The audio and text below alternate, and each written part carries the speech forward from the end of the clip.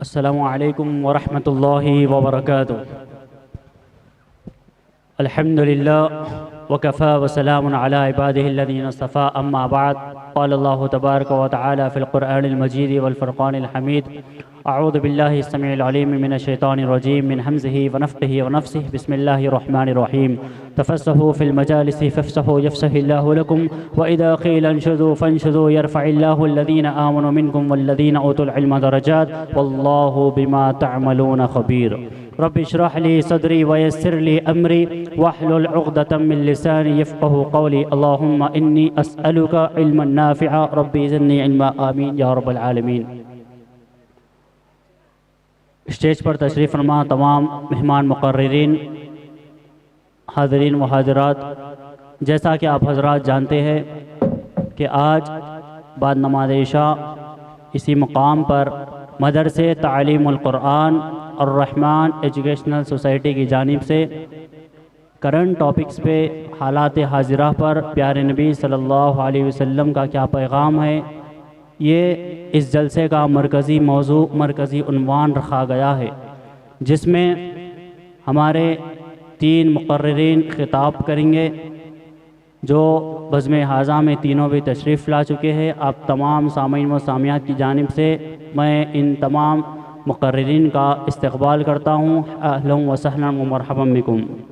حسب روایت ہر اسلامی پروگرام کا آغاز قرآن کریم کی تلاوت سے کیا جاتا ہے۔ میں مدرسے تعلیم القرآن کے ایک کمسن اور ننھے طالب علم محمد مصطفیٰ سے گزارش کروں گا کہ وہ آئے قرآن کریم کی تلاوت کر کے آج کے اس پروگرام کا آغاز کرے۔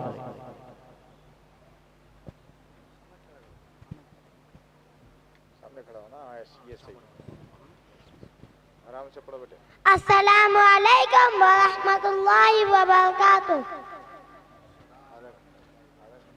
اعوذ باللہ من الشیطان الرجیم، بسم اللہ الرحمن الرحیم۔ والضحى واللیل اذا سجى ما ودعك ربك وما قلى، وَلَلْآخِرَةُ خَيْرٌ لَكَ مِنَ الْأُولَىٰ، وَلَسَوْفَ يُعْطِيكَ رَبُّكَ فَتَرْضَىٰ، أَلَمْ نَجْعَلْ يَتِيمًا فَآوَىٰ، وَوَجَدَكَ ضَالًّا فَهَدَىٰ، وَوَجَدَكَ عَائِلًا فَأَغْنَىٰ، فَأَمَّا الْيَتِيمَ فَلَا تَقْهَرْ، وَأَمَّا السَّائِلَ فَلَا تَنْهَرْ، وَأَمَّا بِنِعْمَةِ رَبِّكَ فَحَدِّثْ۔ جزاک اللہ خیر۔ السلام علیکم ورحمۃ اللہ وبرکاتہ۔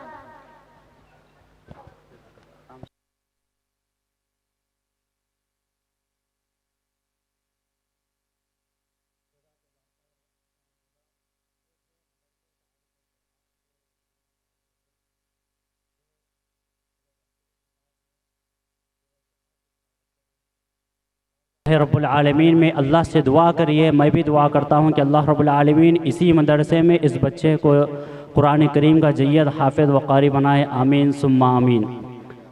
اسی کے ساتھ جو موضوع، جو عنوان آج رکھا گیا، آپ حضرات اس عنوان سے بخوبی واقف ہے کہ حالات حاضرہ میں، حالات حاضرہ سیرت النبی، پیارے نبی صلی اللہ علیہ وسلم کی سیرت کی روشنی میں۔ یہ عنوان چننے کی ضرورت اس لیے پڑی کہ اس ملک ہندوستان میں جو حالات دن بدن پیش آ رہے ہیں، جو ظلم، جو ستم کی کہانیاں میں اور آپ سن رہے ہیں، جو ستم ڈھایا جا رہا ہے، جو ظلم ہو رہا ہے، اس میں قرآن کا کیا پیغام ہے، پیارے نبی صلی اللہ علیہ وسلم کا کیا پیغام ہے۔ ان حالات میں عہد صحابہ میں جب یہ واقعات پیش ہوئے، عہد رسالت میں جب یہ واقعات پیش ہوئے تو صحابہ اکرام کا کیا کردار تھا، تابعین کا کیا کردار تھا، آج انشاءاللہ العزیز اس جلسے میں ہم ان تمام باتوں کو سماعت کریں گے۔ چلیے تقریروں کا آغاز اب ہونے جا رہا ہے۔ میں سب سے پہلے ہمارے مہمان مقرر فضیلت شیخ حافظ معین محمدی حفظہ اللہ سے گزارش کروں گا کہ وہ آئے اور ڈائس پر ماہ رمضان کی اہمیت اور فضیلت اس عنوان پر خطاب کرے۔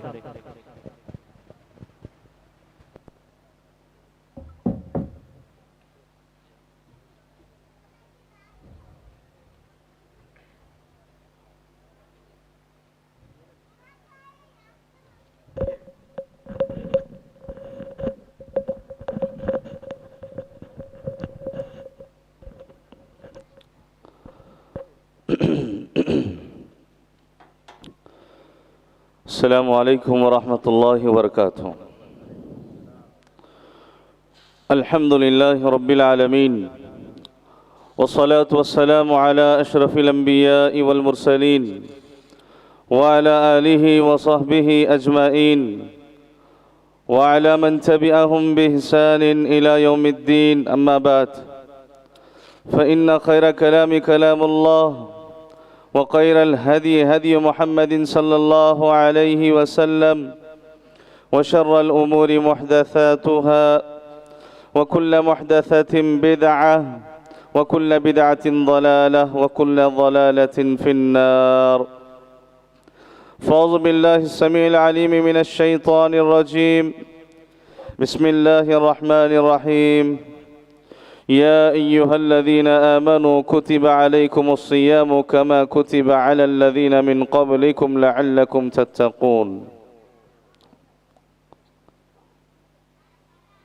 سٹیج پر تشریف فرما مہمانان مقرر اور جماعت و جمعیت کے بڑے ہی خیر خواہ اور فکر مند اور لوگوں کی ہمیشہ صحیح رہنمائی کرنے والی شخصیات، اسی طریقے سے اس اجلاس میں شریک مرد و خواتین،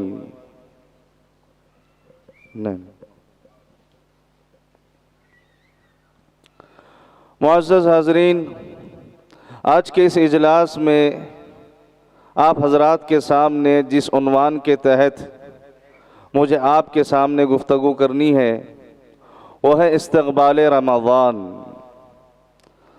جیسا کہ آپ سارے ہی حضرات جانتے ہیں کہ رمضان کا یہ مہینہ ہمارے سروں پر سایہ فگن ہے اور بہت جلد انشاءاللہ ہم ماہ رمضان میں داخل ہونے والے ہیں۔ اللہ سے ہم دعا کرتے ہیں کہ بارگاہ الہی ہم سب کو یہ ماہ مبارک نصیب فرمائے اور اس کی عبادتیں بھی ہمیں نصیب فرمائے۔ حضرات، استقبال کے معنی ہوتے ہیں کہ اگر کوئی شخص ہمارے پاس آتا ہے تو اس کا استقبال کرنا، آنے والے کا اچھے انداز میں، خوبصورت انداز میں، گرم جوشی کے ساتھ، شادمانی کے ساتھ، خوشی کے ساتھ اس کا اہلاً و سہلاً کرنا۔ ایسے میں رمضان کا یہ مہینہ دوبارہ میری اور آپ کی زندگی میں آنے جا رہا ہے، تو اسلامی شریعت مجھے اور آپ کو اس سلسلے میں ماہ رمضان کا کیسے استقبال کرنے کی تعلیم دیتی ہے، یہی کچھ باتیں آپ کے سامنے کرنے کے لیے، کہنے کے لیے یہاں پر میں کھڑا ہوں۔ بہت سارے ایسے مسلمان ہیں جو ماشاءاللہ اس ماہ رمضان کا بڑے ہی گرم جوشی کے ساتھ استقبال کرتے ہیں، خوشی اور مسرت ان کی زندگیوں میں نظر آتی ہے کہ ایک اور مرتبہ اللہ تبارک و تعالی اس دنیا کی ایک عظیم نعمت سے ہمیں مالا مال کرنے جا رہا ہے۔ تو یہ خوشی واقعی معنوں میں ہر مسلمان کے اندر نظر آتی ہے اور یہی ایمان کی علامت ہے، یقین مانیے۔ جہاں بہت سارے لوگ اس ماہ رمضان کا شرعی طریقے سے استقبال کرتے ہیں، تو وہیں کچھ آپ نادان مسلمانوں کو دیکھیں گے جو اس ماہ رمضان کا غلط طریقے سے، غیر شرعی طریقے سے، بدعت کے ذریعے استقبال کرتے ہیں۔ وہ کیسے؟ بہت سارے مسلمانوں کو آپ دیکھیں گے کہ ماہ رمضان یہ روزے کا مہینہ ہے، لہٰذا روزے کے ذریعے سے اس مہینے کا استقبال ہم کریں گے۔ چنانچہ کچھ لوگ رمضان کے شروع ہونے سے 1 دن یا 2 دن پہلے روزے کا اہتمام کرتے ہیں، جو کہ سراسر غلط ہے، بدعت ہے، غیر شرعی عمل ہے۔ نبی کریم صلی اللہ علیہ وسلم نے خاص طور پر اپنی امت کو اس سے روکا ہے، ٹوکا ہے۔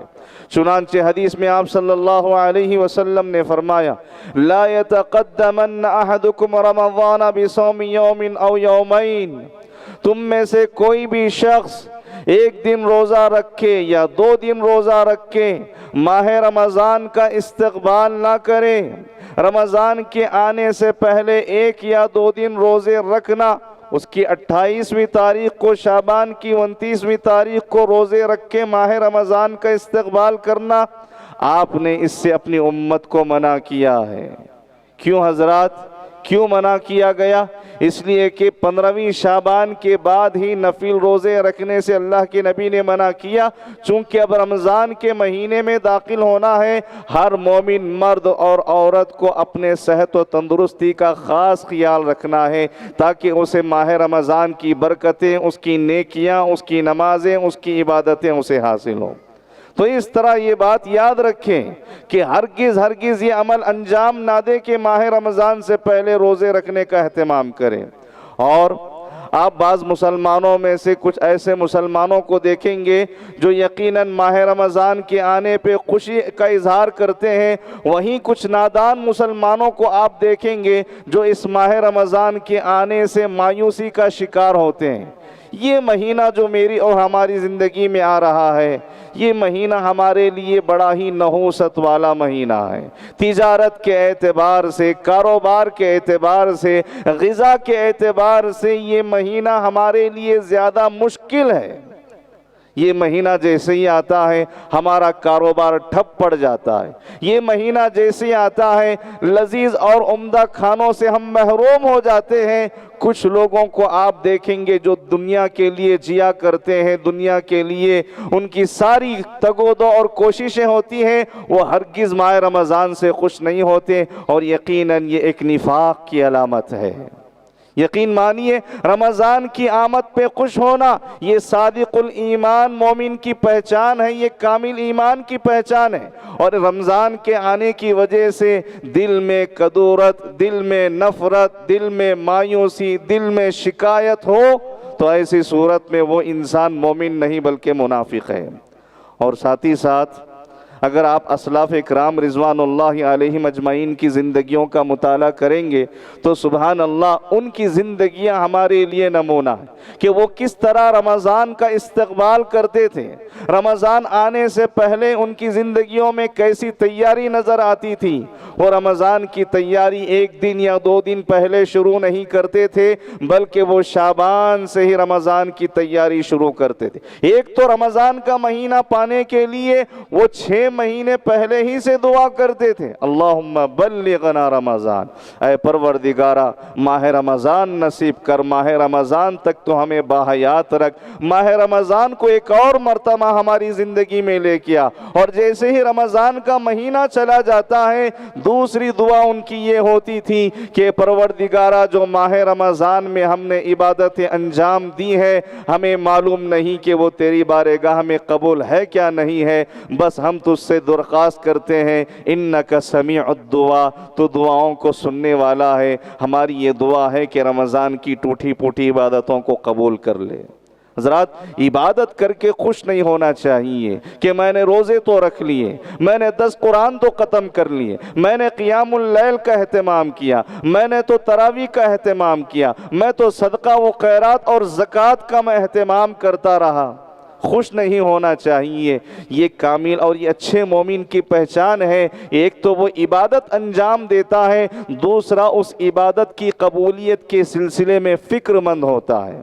تو یہ اسلاف اکرام رحمت اللہ علیہ مجمعین کی خصوصیت تھی کہ وہ ایک تو رمضان کے آنے سے پہلے اللہ سے دعا کرتے تھے، جیسے ہی رمضان نصیب ہو جاتا اس کی عبادتیں ریاضتیں انہیں نصیب ہو جاتی، اس کے جانے کے بعد اللہ تبارک و تعالیٰ سے اس ماہ میں ہونے والی عبادتوں کے سلسلے میں دعا مانگتے کہ پروردگارہ وہ ساری عبادتیں قبول کر لے۔ اور میں نے آپ سے یہ بات بھی کہی کہ شعبان سے ہی ان کی تیاری شروع ہو جایا کرتی تھی، چونکہ رمضان کا مہینہ یہ روزوں کا مہینہ ہے، وہ شعبان کے مہینے میں ہی روزے رکھا کرتے تھے، چونکہ نفل جو عبادتیں ہیں، نفل جو روزے ہمیں رکھنی ہے کثرت سے، وہ کس مہینے میں رکھنی ہے؟ شعبان کے مہینے میں۔ دیگر مہینوں میں جو ہم روزے رکھتے ہیں تو وہ کتنے ہیں؟ یا تو پیر کا روزہ، یا تو جمعرات کا روزہ، یا تو ایام 20 کے روزے، لیکن شعبان کے مہینے میں نبی کریم صلی اللہ علیہ وسلم کثرت سے روزے رکھا کرتے تھے۔ ام المومنین حضرت عائشہ رضی اللہ تعالیٰ عنہ فرماتی ہیں جتنے زیادہ نفل روزے میں نے نبی کریم صلی اللہ علیہ وسلم کو ماہ شعبان میں رکھتے ہوئے دیکھا، اتنے زیادہ کسی اور مہینے میں رکھتے ہوئے نہیں دیکھا۔ اسلاف اکرام رضوان اللہ علیہ مجمعین نبی کریم صلی اللہ علیہ وسلم کے اس عمل کی نقش قدم پہ چلتے ہوئے وہ کثرت سے نفل روزے رکھا کرتے تھے ماہ شعبان میں، چونکہ وہ تیاری کرتے تھے کہ ابھی ہمیں رمضان کے مہینے میں داخل ہونا ہے، وہاں پر بھی اسی طریقے سے روزوں کو پورا کرنا ہے۔ شعبان کے مہینے میں کثرت سے وہ قرآن مجید کی تلاوت کرتے تھے تاکہ رمضان کے مہینے میں بھی ان کی یہ عادت رہے کہ وہ قرآن مجید سے اپنا تعلق گہرا رکھے۔ شعبان کے مہینے میں وہ ذکر و اذکار کا اہتمام کرتے تھے تاکہ رمضان کے مہینے میں بھی ان کی زبان ذکر الہی سے تر رہے۔ تو اس طرح خلاصہ یہ ہے کہ ہمارے اسلاف جو ہم سے پہلے نیک دیندار اللہ ولی متقی لوگ گزرے ہیں، ان کی یہ عادت رہی ہے سبحان اللہ کہ رمضان سے پہلے وہ ہر طریقے سے تیار رہتے تھے۔ اور اتنا ہی نہیں، اگر آپ ان کی زندگیوں کا مطالعہ کریں گے تو پتہ چلتا ہے اگر وہ ان کی درس کی مجلسیں ہوتی تو وہ اپنے سارے مجلسوں کو ختم کر دیتے۔ نہیں، یہ پڑھانے کا مہینہ نہیں ہے، یہ خوب پڑھنے کا مہینہ ہے، یہ تعلیم کا مہینہ نہیں ہے، یہ خوب علم حاصل کرنے کا مہینہ ہے۔ اس طرح وہ اپنی ساری مجلسیں ختم کر دیتے اور اللہ رب العالمین سے مکمل طور پہ جڑ جایا کرتے تھے۔ حضرات، نبی کریم صلی اللہ علیہ وسلم اپنے صحابہ کو رمضان کے آنے سے پہلے اس کی بشارت سنایا کرتے تھے۔ آپ صلی اللہ علیہ وسلم خوشخبری سناتے تھے کہ میرے صحابہ ابھی رمضان کا یہ مہینہ آپ کی زندگی میں آ رہا ہے۔ چنانچہ حدیث کے اندر اللہ کے نبی صلی اللہ علیہ وسلم نے فرمایا اتاکم رمضان شہر مبارک، یہ دیکھو رمضان کا مہینہ آ گیا جو کہ بڑا ہی مبارک مہینہ ہے، بابرکت والا مہینہ۔ اور یہ کیسا مہینہ ہے؟ اس مہینے میں اللہ تبارک و تعالیٰ نے تم پہ روزے فرض کیے ہیں۔ جیسے ہی یہ مہینہ آ جاتا ہے اللہ تعالیٰ سرکش شیاطین کو جکڑ دیتا ہے، جنت کے دروازے کھول دیتا ہے، جہنم کے دروازے بند کر دیتا ہے، اور فرشتے کہتے ہیں سارے ہی انسانوں سے اے نیکی کرنے والے نیکی کے میدان میں آگے بڑھ، اے برائی کرنے والے برائی سے بچ جا، چونکہ یہ مہینہ مبارک مہینہ ہے۔ اس مہینے میں گناہوں سے اجتناب ہونا چاہیے، اس مہینے میں معصیتوں سے اپنے آپ کو دور رکھنا چاہیے۔ اس طرح سے یہ فرشتے جو ہے باقاعدہ طور پہ ایک صدا لگاتے ہیں کہ اعلان کرتے ہیں۔ تو اس حدیث سے بھی پتہ چلتا ہے کہ نبی کریم صلی اللہ علیہ وسلم اپنے صحابہ کو رمضان کے آنے سے پہلے انہیں خوشخبری سنایا کرتے تھے۔ اس طرح مبارکبادی دینا، تہنیت پیش کرنا، اس میں کوئی حرج کی بات نہیں کہ رمضان کا مہینہ آ چکا ہے۔ حضرات، یہ جو رمضان کے مہینے جو اللہ تعالیٰ ہر کسی مسلمان کو نصیب کرتا ہے، یقین مانیے بہت کم لوگ اس کی قدر کرتے ہیں۔ یہ ایک اللہ کی بہت بڑی نعمت ہے۔ ابھی جو حدیث میں آپ کے سامنے پیش کرنے جا رہا ہوں، تھوڑا سا اس پہ توجہ دیں اور تھوڑا سا اس حدیث کو سمجھنے کی کوشش کریں، جس سے آپ کو یہ اندازہ ہوگا کہ جو رمضان کا مہینہ اللہ تعالیٰ کسی مسلمان کو نصیب کرتا ہے تو وہ اللہ کی نظر، وہ اسلام کی نظر میں کتنی بڑی نعمت ہے۔ چنانچہ حضرت طلحہ بن عبید اللہ رضی اللہ تعالیٰ عنہ فرماتے ہیں کہ ایک مرتبہ میں خواب دیکھ رہا تھا اور میں نے خواب میں یہ دیکھا کہ دو افراد دو بھائی مسلمان ہوئے، مشرف بہ اسلام ہوئے، اور دونوں میں سے ایک مسلمان بھائی جنگ میں گیا اور حالت جنگ میں ہی وہ شہید پا گیا، جبکہ دوسرا جو بھائی تھا اس کی جو موت واقع ہوئی وہ طبعی موت واقع ہوئی، وہ فطری موت مرا۔ لیکن طلحہ بن عبید اللہ خواب میں کیا دیکھتے ہیں کہ جو بھائی طبعی موت مرا، فطری موت مرا، وہ شہید پانے والے بھائی کے مقابلے میں پہلے جنت میں داخل ہو رہا ہے۔ حالانکہ جو پہلے بھائی جو انتقال کیا، شہادت کی موت مرا، اس کی فضیلت اسلام کی نظر میں بہت زیادہ ہے، اس کا مقام، اس کا درجہ اسلام کی نظر میں بہت زیادہ ہے، شہید کا کتنا بڑا رتبہ ہے۔ لیکن طلحہ بن عبید اللہ کہتے ہیں کہ میں دیکھتا ہوں تو کیا دیکھتا ہوں خواب میں کہ جو فطری موت مرا وہ پہلے جنت میں جا رہا ہے، اور جو شہادت کی موت پایا وہ بعد میں جنت میں جا رہا ہے۔ مجھے یہ بات سمجھ میں نہیں آئی کہ آخر یہ کیسے ہو سکتا ہے۔ صبح سویرے جب میں بیدار ہوا، لوگوں کے پاس پہنچا، اپنے خواب کو بیان کیا، تو بہت سارے لوگ میرے اس خواب کو سننے کے بعد تعجب کا اظہار کیے کہ آخر یہ کیسے ہو سکتا ہے۔ یہاں تک کہ یہ معاملہ، یہ مسئلہ نبی کریم صلی اللہ علیہ وسلم کی خدمت میں جا پہنچا، اور آپ صلی اللہ علیہ وسلم سے اس مسئلے کا استفسار کیا کہ اللہ کے نبی آخر بات کیا ہے، کیسے ایک شہادت پانے والا شخص بعد میں جنت میں جا سکتا ہے اور فطری موت مرنے والا پہلے جنت میں جا سکتا ہے؟ چنانچہ آپ صلی اللہ علیہ وسلم نے جو الفاظ بیان کیے وہ قابل سماعت ہے، قابل غور ہے۔ چنانچہ آپ نے کہا الیس قد مکث ھذا بعدہ سنہ فادرک رمضان فصلی وصام۔ وہ شخص یا وہ بھائی جو فطری موت مرا، کیا اس بھائی کے بعد 1 سال بعد نہیں مرا؟ اب جب وہ 1 سال بعد مرا جو فطری موت مرا، اس کی زندگی میں کیا رمضان کا مہینہ نہیں آیا؟ کیا اس نے سال بھر نمازیں نہیں پڑھی؟ رمضان کے مہینے میں کیا اس نے عبادات انجام نہیں دیے؟ رمضان کے مہینے میں کیا اس نے روزے نہیں رکھے؟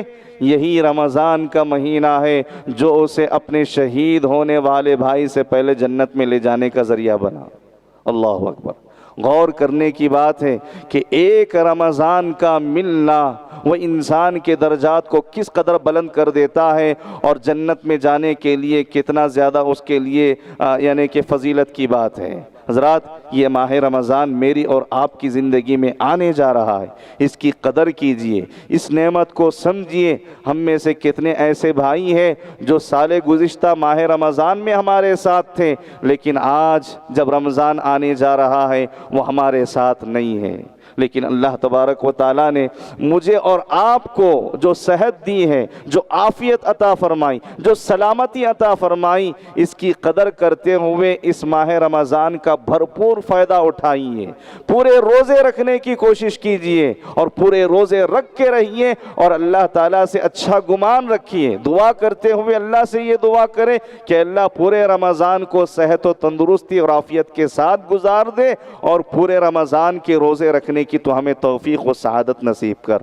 اور ایسے ہی حضرات ہم دیکھتے ہیں کہ بہت سارے لوگ صحت مند ہوتے ہوئے بھی، تندرست ہوتے ہوئے بھی ماہ رمضان کی قدر نہیں کرتے، ماہ رمضان کی عزت نہیں کرتے، ماہ رمضان کی فضیلت کو نہیں سمجھتے، ماہ رمضان کی عظمت کو نہیں گردانتے۔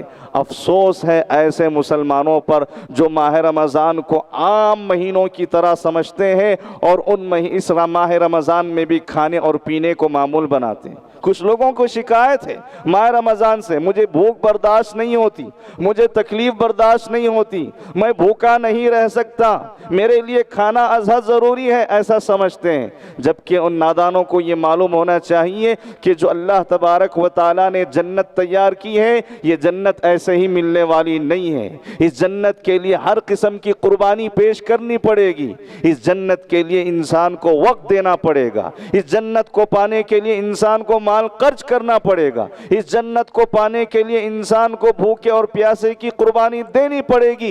چونکہ جنت ہے، اور ایک مومن جب جنت کی بات سنتا ہے اس کے جذبات بدل جاتے ہیں، اس کی کیفیات بدل جاتی ہے۔ اس جنت کو پانے کے لیے، رب العالمین کی رضا کے لیے تن من دھن کی قربانی دینے کے لیے کبھی پیچھے نہیں ہٹتا۔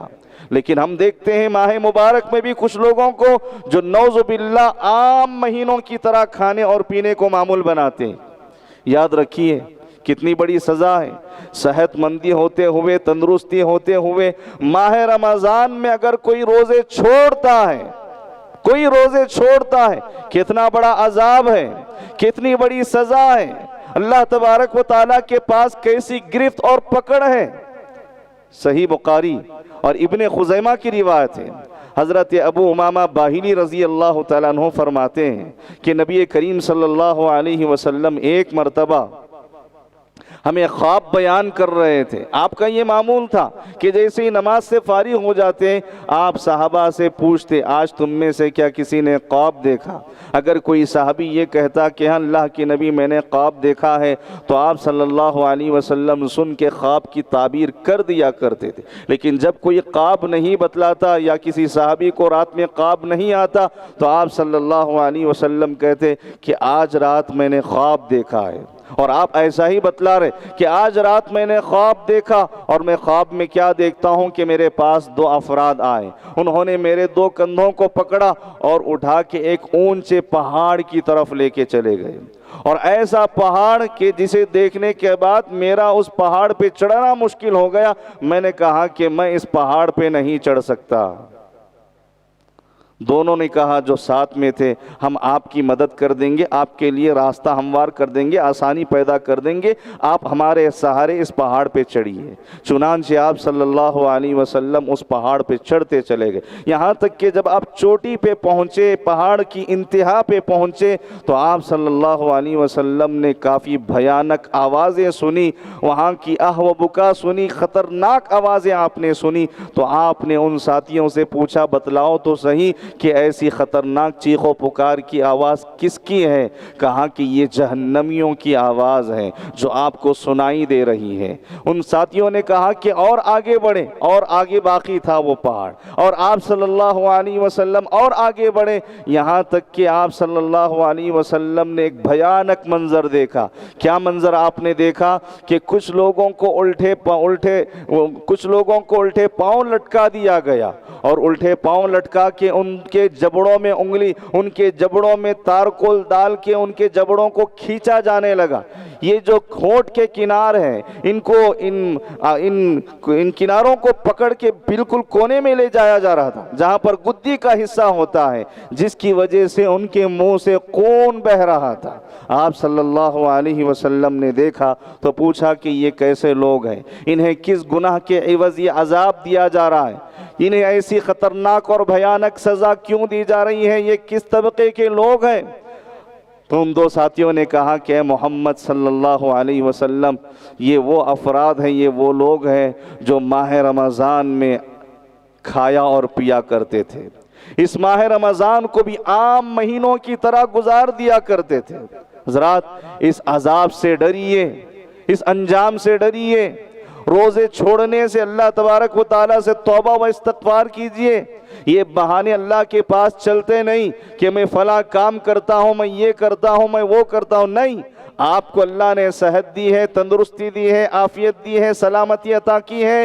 آپ کے لیے لازم ہے، ضروری ہے کہ آپ روزہ رکھیں. ہاں اگر آپ بیمار ہیں، اگر آپ مسافر ہیں، شریعت نے کہا فَمَنْ كَانَ مِنْكُمْ مَرِيضًا أَوْ عَلَى سَفَرٍ، اگر کوئی بیمار وہ مسافر ہو تو اس کے لیے رمضان کے مہینے میں چھوٹ ہے، وہ دوسرے مہینے میں ان روزوں کی گنتی پوری کر سکتا ہے. لیکن اگر کوئی شخص صحت و تندرستی رکھتے ہوئے بھی رمضان کے روزے نہیں رکھتا ہے تو اس سے بڑا بد نصیب اور کم عقل انسان نہیں ہو سکتا. اور ایسے شخص کے لیے اللہ تبارک و تعالیٰ نے بھیانک عذاب تیار کر کے رکھا ہے. حضرت عمر رضی اللہ تعالیٰ عنہ اپنے دور خلافت میں کیا کرتے تھے؟ اپنے دور خلافت میں اگر کسی بھی شخص کو روزہ نہیں رکھتے ہوئے دیکھتے کہ روزہ ہی نہیں رکھ رہا ماہ رمضان میں، اسے وہیں چوراہے پر مارا کرتے تھے. ایک مرتبہ حضرت عمر فاروق رضی اللہ تعالیٰ عنہ نے ایک شخص کو دیکھا جو ماہ رمضان میں شراب میں مست و مگن ہے، شراب پیا ادھر سے ادھر گھوم رہا ہے. پکڑ کے اس پہ کافی کوڑے برسائے اور کہا کہ مدینے کے انصار کے چھوٹے چھوٹے بچے روزے رکھتے ہیں اور تم ہو کہ جو شراب پی کے مست و مگن کر رہے ہو. تو اس طرح کبھی قطعاً برداشت نہیں کرتے تھے ایسے لوگوں کو دیکھ کے جو ماہ رمضان میں روزے چھوڑ کے نعوذ باللہ کھانے اور پینے کو معمول بناتے ہیں۔ یہاں یہ بات بھی میں کہنا چاہتا ہوں، کچھ لوگ ہو سکتا ہے کہ ان کی بیماری ایسی ہے کہ ان کے لیے روزہ رکھنا مشکل ہے، لیکن ہم دیکھتے ہیں کہ وہ چوراہے پہ کھڑے ہو کے کھانے اور پینے کو معمول بناتے ہیں۔ اچھی سی داڑھی ہے، کرتا پہنا ہوا ہے، ٹوپی رکھا ہوا ہے، چوراہے پر کھڑے ہو کے وہ سگریٹ مارتا ہے، وہ چائے نوشی کرتا ہے، وہ کھانا اور پینے کو معمول بناتا ہے۔ کیا آپ دیکھتے نہیں ماہ رمضان میں بھی کتنے ایسے داڑھی والے ہیں جو رمضان کے مہینے میں کھلم کھلا علل اعنال سگریٹ اور بیڑی نوشی کرتے ہیں، تمباکو نوشی کرتے ہیں؟ ایسے لوگوں کو ڈرنا چاہیے کہ تم ایک تو روزہ نہیں رکھ رہے ہو، تمہارا جو بھی سبب ہوگا، تمہارا جو بھی عذر ہوگا یہ اپنی جگہ ہے، لیکن دوسروں کو تم کمزور کر رہے ہو۔ دوسرے مسلمان تمہیں دیکھنے کے بعد یہ سمجھیں گے اچھا ماہ رمضان میں روزے نہ رکھیں تب بھی کوئی حرج کی بات نہیں۔ کسی کا کمزور ایمان ہو تو وہ آپ سے یہی سبق لے گا، وہ آپ سے یہی درس لے گا، لیکن یاد رکھو جو کھلم کھلا گناہ کرتے ہیں ایسے لوگوں کی روز قیامت معافی نہیں۔ چنانچہ حدیث میں آپ صلی اللہ علیہ وسلم نے فرمایا کل امتی معافا الا المجاہرین، میری امت کے ہر فرد کو اللہ تعالیٰ معاف کرے گا سوائے ان لوگوں کے جو کھلم کھلا گناہ کرتے ہیں، علل اعلان گناہ کرتے ہیں۔ گناہ کرنے کا نتیجہ یہ ہوگا کہ دوسروں کے جذبات بڑھیں گے، دوسروں کی حوصلہ افزائی ہوگی، اور دوسرے لوگ جو اس مہینے میں گناہ کرنے کو معیوب سمجھ رہے تھے، عیب سمجھ رہے تھے، تمہارے گناہ کے حرکت کی وجہ سے ان کے حوصلے پست ہو گئے اور وہ تمہاری طرح کھانے اور پینے کو معمول بنا لیے۔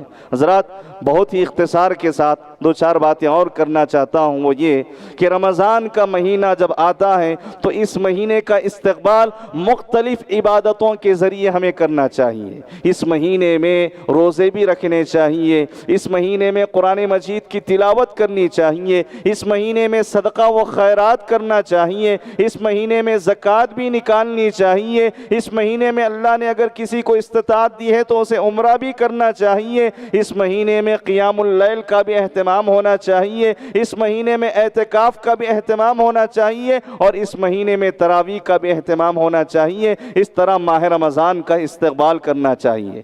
اس رمضان کے مہینے کی جو خصوصی عبادت ہے جس سے اس ماہ رمضان کی پہچان ہوتی ہے وہ ہے روزہ، اور روزہ یہ ایک بڑی عظیم عبادت ہے جو اللہ کو بے انتہا پسند ہے، اور اللہ تبارک و تعالیٰ نے اس امت کو بھی اس عظیم نعمت سے مالا مال کیا کہ یہ جو روزے کی فرضیت اللہ نے اس امت میں رکھی ہے یہ کوئی نئی بات نہیں ہے، یہ کوئی نیا حکم نہیں ہے، بلکہ اس امت سے پہلے جتنی امتیں اس دنیا کے اندر آئی ہیں، جتنی قومیں اس دنیا کے اندر آئی ہیں، اللہ نے مختلف طریقے سے انہیں روزے رکھنے کا حکم دیا ہے۔ چنانچہ بنی اسرائیل کی اگر آپ سیرت پڑھیں گے ان کے دور میں بھی طرح طرح کے روزے رکھے جاتے تھے۔ حضرت داؤد علیہ السلام روزہ رکھا کرتے تھے، اور قرآن مجید نے مریم علیہ السلام کے روزے کا بھی ذکر کیا ہے کہ مریم علیہ السلام جو اپنے ننھے معصوم بچی کو لیے، جیسے ہی بچہ پیدا ہوا وہ ڈر رہی تھی، وہ خوف کھا رہی تھی، چونکہ وہ اپنے معاشرے کی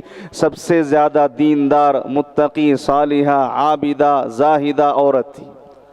پورے علاقے کے اندر وہ اس نام سے پہچانی جاتی تھی کہ مریم علیہ السلام کی عبادت کا، ان کی ریاضت کا کوئی مقابلہ نہیں کر سکتا۔ لیکن اللہ تبارک و تعالیٰ نے چن لیا تھا حضرت عیسیٰ علیہ السلام کی تخلیق کے لیے، اور بغیر باپ کے انہیں اولاد نصیب کیا۔ تو مریم علیہ السلام جب اس ننھے معصوم بچے کو لے کے اپنی قوم کے پاس آئی اور آنے کے لیے ڈر رہی تھی، اللہ تبارک و تعالیٰ نے انہیں حکم دیا کہ اے مریم، جب تم اپنی قوم کے پاس اس معصوم بچے کو لے کے آؤ اور آپ کی قوم آپ سے بات کرتی رہے، لان تان کرتی رہے، شب و شتم کرتی رہے، گالیاں دیتے رہے، برا بھلا کہتے رہے، کیا کہہ دینا ان سے؟ فَقُولِي إِنِّي نَذَرْتُ لِلرَّحْمَنِ صَوْمًا فَلَنْ أُكَلِّمَ الْيَوْمَ إِنسِيًّا، میں نے اللہ کے لیے، رحمان کے لیے روزہ رکھا ہے، اور میرا روزہ یہ ہے کہ آج میں کسی انسان سے بات نہیں کروں گی۔ اس سے پتہ چلتا ہے کہ ان کے روزے کا طریقہ الگ ہے، لیکن روزہ تو تھا، روزے کی مختلف شکلیں تھیں، مختلف صورتیں تھیں۔ تو اس طرح اس امت محمدیہ کو بھی اللہ تبارک و تعالیٰ نے اس روزے کی فرضیت کا حکم دیا ہے۔ چنانچہ کہا یا ایھا الذین آمنوا کتب علیکم الصیام کما کتب علی الذین من قبلکم لعلکم تتقون، اے ایمان والو تم پر روزے ویسے ہی فرض کیے گئے جیسے تم سے پہلے لوگوں پہ فرض کیے گئے، لعلکم تتقون، تاکہ تم تقوی اور پرہیزگاری اختیار کرو۔ حضرات، روزہ اگر کوئی شخص رکھتا ہے، یقین مانیے اللہ تبارک و تعالیٰ اسے اتنا اجر دیتا ہے کہ وہ تصور بھی نہیں کر سکتا۔ اسی لیے ایک حدیث میں سبحان اللہ پیارے نبی نے فرمایا، یہ حدیث قدسی ہے یہ، جس میں اللہ تبارک و تعالیٰ کے الفاظ نبی کریم صلی اللہ علیہ وسلم من وعن اس روایت کو اپنے صحابہ کے سامنے اور اپنی امت کے سامنے نقل کرتے ہیں۔ چنانچہ آپ فرماتے ہیں اللہ تبارک و تعالیٰ کہتا ہے ابن آدم، جو بھی تو عمل کرتا ہے، جو بھی تو نیک کام کرتا ہے، اس کا بدلہ لکھ دیا جاتا ہے۔ اس کا بدلہ 10 اگر نیکیاں لکھ دی جاتی ہیں، 10 نیکیوں کے ساتھ اس کے 10 گنا بڑھا دیے جاتے ہیں۔ اگر اس نے ایک نیکی کی ہے تو اللہ تعالیٰ اسے 7 نیکیاں کر دے گا، اسے 70 نیکی کر دے گا، اسے 700 نیکیوں تک اللہ تعالیٰ کر دے گا، جو بھی نیک عمل کرتا ہے۔ لیکن حدیث میں آپ صلی اللہ علیہ وسلم نے آگے فرمایا الا الصوم، سوائے روزے کے، الصوم لی وانا اجزی بی، روزہ میرے لیے میرے بندے نے رکھا اور میں ہی اس کا بدلہ دوں گا۔ اللہ اکبر۔ ہر عبادت کا اجر متعین کر دیا گیا ہے، دیا جائے گا، لیکن روزے کے سلسلے میں اللہ تبارک و تعالیٰ کہتا ہے کہ میرے بندے نے میرے لیے روزہ رکھا، لہٰذا میں ہی اس کا بدلہ دوں گا۔ کیا مطلب ہے الصوم لی وانا اجزی بی، کہ روزہ میرے لیے رکھا اور میں ہی اس کا بدلہ دوں گا۔ جتنی بھی عبادتیں ہیں وہ سب کی سب ظاہر ہے، اور فرشتے ہر نیکی کے عمل کو نوٹ کرتے ہیں۔ مثال کے طور پہ اگر کوئی حج کرتا ہے، یہ ظاہری عمل ہے اور فرشتے اس کے اس عمل کو نوٹ کرتے ہیں۔ اگر کوئی ذکر و اذکار کرتا ہے، یہ ظاہری عمل ہے، اس کے اس عمل کو فرشتے نوٹ کرتے ہیں۔ اگر کوئی شخص تلاوت قرآن مجید کا اہتمام کرتا ہے تو یہ ظاہری عمل ہے، فرشتے اس کے اس عمل کو نوٹ کرتے ہیں۔ اگر کوئی شخص نماز کا اہتمام کرتا ہے تو فرشتے اس کے اس عمل کو نوٹ کرتے ہیں۔ جتنی بھی عبادتیں ہیں وہ ظاہری ہیں، لیکن روزہ ایک ایسی عبادت ہے جس کا تعلق نیت سے ہے۔ اگر کوئی شخص نیت کر کے اپنے روزے کا آغاز کرتا ہے، اب اس روزے کا علم روزہ رکھنے والے کو اور اللہ کو ہوتا ہے، روزہ رکھنے والے کو اور اللہ کو ہوتا ہے۔ سبحان اللہ۔ تو اسی لیے اللہ تبارک و تعالیٰ نے سارے نیک اعمال کے بدلوں کو متعین کر دیا۔ جب روزے کی بات آئی تو کہا کہ روزہ میرے لیے رکھا گیا، میں ہی اس کا بدلہ دوں گا۔ سبحان اللہ۔ اور حضرات، اللہ کے نبی صلی اللہ علیہ وسلم نے ایک حدیث میں یہ بھی فرمایا، من صام رمضان ایمانا واحتسابا غفر له ما تقدم من ذنبی، جو شخص اللہ کی رضا کے لیے ثواب کی امید کے ساتھ رمضان کے روزے رکھتا ہے، اللہ تعالیٰ اس کے پچھلے گناہوں کو معاف کر دیتا ہے۔ تو اس طرح سے روزے رکھنے کا اہتمام کریں، ہرگز روزے نہ چھوڑا کریں۔ دوسرا عمل جو اس ماہ مبارک میں کرنا ہے وہ ہے قرآن مجید کی تلاوت۔ یقین مانیے کہ اس مہینے کا قرآن مجید سے گہرا ربط ہے، گہرا تعلق ہے۔ جب ہم یہ آیت پڑھتے ہیں شہر رمضان الذی انزل فیہ القرآن ھدی للناس وبینات من الہدی والفرقان، کیا پیغام ہے اس آیت کا؟ شہر رمضان، رمضان کا وہ مہینہ، رمضان کا مہینہ یہ وہ مہینہ ہے انزل فیہ القرآن جس میں قرآن مجید نازل کیا گیا ہے۔ اللہ اکبر۔ تو اس مہینے سے گہرا کنیکشن ہے، گہرا تعلق ہے قرآن کا۔ تو اس مہینے میں قرآن مجید کو کثرت سے پڑھنا چاہیے۔ اس مہینے میں جہاں تک ہو سکے قرآن مجید کو کئی مرتبہ ختم کرنا چاہیے۔ کئی مرتبہ کا مطلب یہ ہے محترم ماں اور بہنوں، اور خاص طور پر مر حضرات، کہ کم سے کم 3 دن میں ایک قرآن ختم کرنے کی اجازت ہے۔ 3 دن سے پہلے کوئی شخص قرآن مجید کو ختم ہی نہیں کر سکتا۔ چونکہ بہت ساری عورتیں ایسی ہوتی ہیں جو ماہ رمضان میں ایک دن میں قرآن مجید کو ختم بھی کرنے والی ہیں. یہ صحیح نہیں ہے. اسلام کی نظر میں اس عمل کو بدعت اور غیر شرعی اور غلط قرار دیا ہے. اور ایک حدیث میں تو آپ نے فرمایا کہ اگر کوئی شخص 3 دن سے کم مدت میں قرآن مجید ختم کرتا ہے سمجھو کہ اس نے قرآن مجید کو سمجھا ہی نہیں, اس کی عظمت کو سمجھا ہی نہیں. تو اس طرح قرآن مجید کو 3 دن میں یا اس سے زیادہ دنوں میں ختم کرنے کی اجازت ہے. تو اس ماہ مبارک میں کثرت سے قرآن مجید کی تلاوت کریں. رسول اللہ صلی اللہ علیہ وسلم کے بارے میں آتا ہے کہ رمضان کے مہینے میں آپ صلی اللہ علیہ وسلم جہاں انفرادی عبادت کرتے تھے اور الگ سے قرآن کی تلاوت کرتے تھے, وہیں آپ صلی اللہ علیہ وسلم اس ماہ مبارک میں جبریل علیہ السلام کو قرآن مجید مکمل طور پہ سنایا کرتے تھے.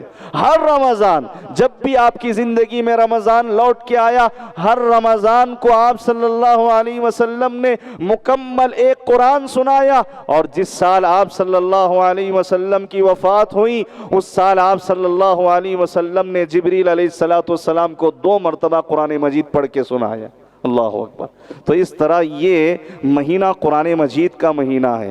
اور مجھے افسوس کے ساتھ کہنا پڑتا ہے ہم میں سے بہت کم ایسے مرد اور بہت کم ایسی عورتیں اور خاص طور پر جو نیو جنریشن ہے ان سے میں کہنا چاہوں گا کہ آپ قرآن مجید کو سیکھیے, قرآن مجید کو پڑھیے, قرآن مجید کا علم حاصل کیجئے, قرآن مجید کے معنی اور اس کے مفہوم کو سمجھنے کی کوشش کیجئے.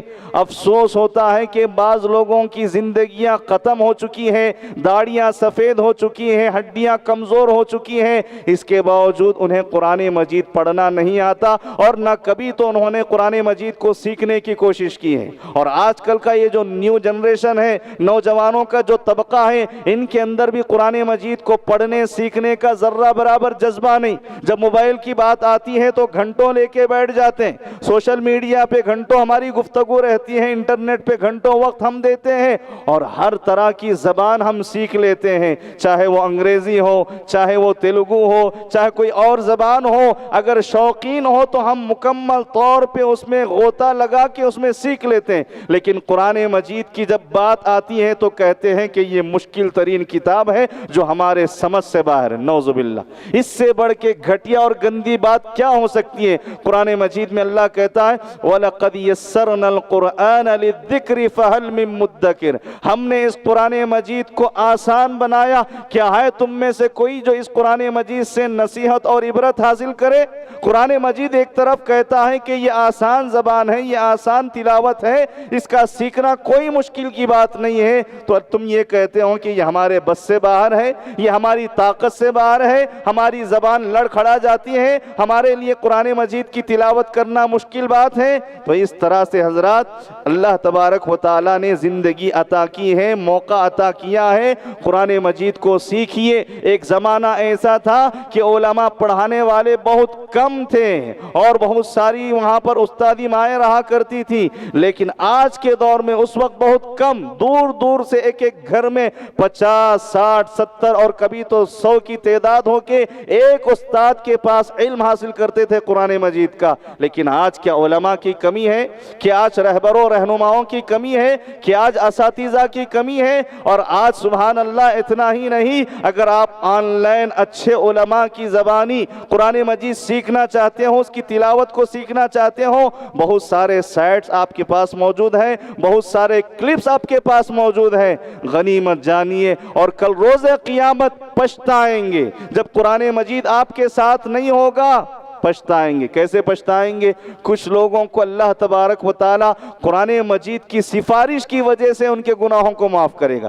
چنانچہ حدیث میں آپ صلی اللہ علیہ وسلم نے فرمایا روز قیامت ہر بندے مومن کے ساتھ 2 چیزیں ہوں گی جو اس کے حق میں سفارش کی اللہ تعالیٰ سے گزارش کریں گے. ایک روزہ ہوگا اور ایک قرآن مجید ہوگا. روزہ کہے گا کہ اے اللہ میں نے تیرے اس بندے کو کھانے سے, پینے سے, شہوت سے دور رکھا, میں اس کے حق میں تجھ سے سفارش کرنا چاہتا ہوں, لہٰذا تو میری سفارش کو قبول کر. اللہ تبارک و تعالیٰ روزے کی سفارش کو قبول کر کے اس بندے مومن کو جنت میں داخل کرتا ہے. اور دوسری سفارش قرآن مجید کی سفارش، یہ قرآن مجید جو اللہ تبارک و تعالیٰ نے نبی کریم صلی اللہ علیہ وسلم پر جبریل علیہ السلام کے ذریعے وحی کی شکل میں اتاری ہے، جو کہ سبحان اللہ آج ہمارے پاس ایک کتابی شکل میں موجود ہے، جسے پڑھتے ہوئے سبحان اللہ جو لطف جو مزہ ملتا ہے وہ کسی دنیا کی اور کتاب میں نہیں ہے۔ اللہ کے نبی صلی اللہ علیہ وسلم فرماتے ہیں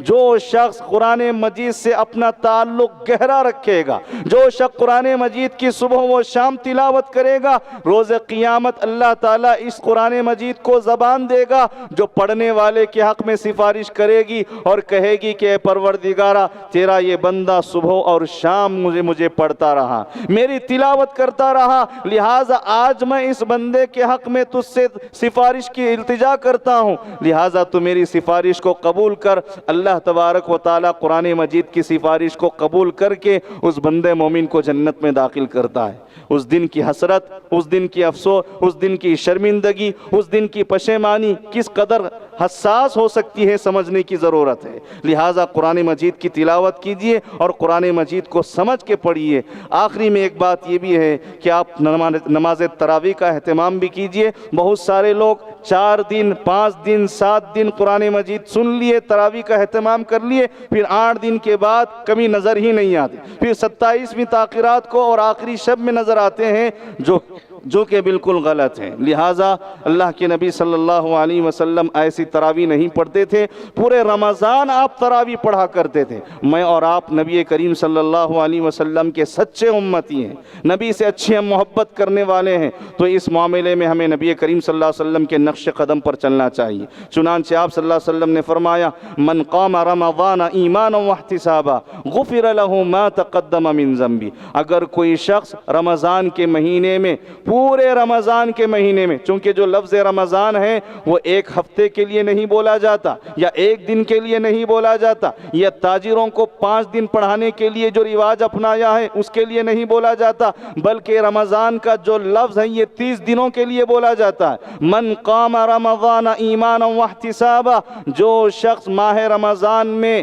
ثواب کی امید سے اور اللہ تعالیٰ کی رضا طلب کرتے ہوئے قیام اللیل تراویح کا اہتمام کرتا ہے، اللہ تعالیٰ اس کے پچھلے گناہوں کو معاف کر دیتا ہے۔ حضرات اس سلسلے میں اور بہت ساری باتیں ہو سکتی ہیں، بس آپ لوگوں سے میری یہ گزارش ہے کہ جو باتیں استقبال رمضان کے حوالے سے آپ کے سامنے رکھی گئی ہیں ان باتوں کو سمجھیے، ان باتوں کو اپنی زندگی میں نافذ کیجئے۔ اللہ رب العالمین سے دعا ہے کہ اللہ تبارک و تعالیٰ مجھے اور آپ کو یہ ماہ مبارک نصیب فرمائے، اس کی برکتیں نصیب فرمائے، اس کی رحمتیں نصیب فرمائے، اور کمر کس کے ہمیں اس ماہ مبارک میں بے انتہا اللہ کی عبادت کرنے کی اور اسے راضی کرنے کی توفیق عطا فرمائے۔ آمین یا رب العالمین۔ اقول قولی ھذا استغفر اللہ، والسلام علیکم ورحمۃ اللہ وبرکاتہ۔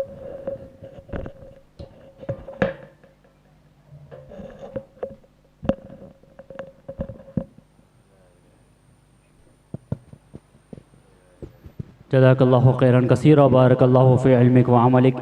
یہ تھے بزم اعضاء کے پہلے مقرر شیخ حافظ معین محمدی حفظہ اللہ، جو آپ حضرات کے سامنے استقبال رمضان، ماہ رمضان کی اہمیت اور فضیلت شریعت کی نظر میں کیا ہے بیان کر رہے تھے۔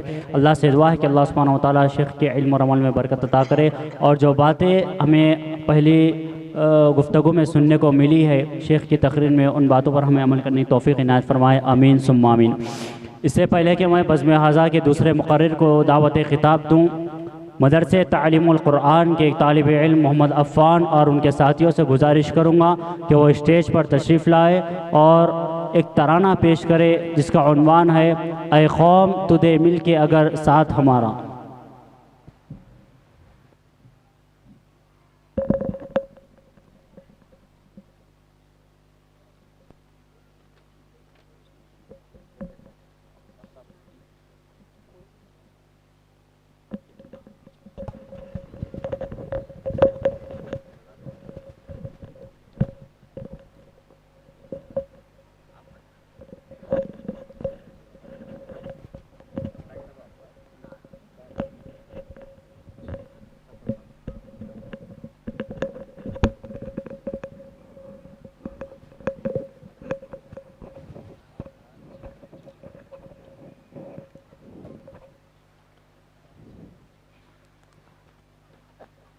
السلام علیکم ورحمۃ اللہ وبرکاتہ۔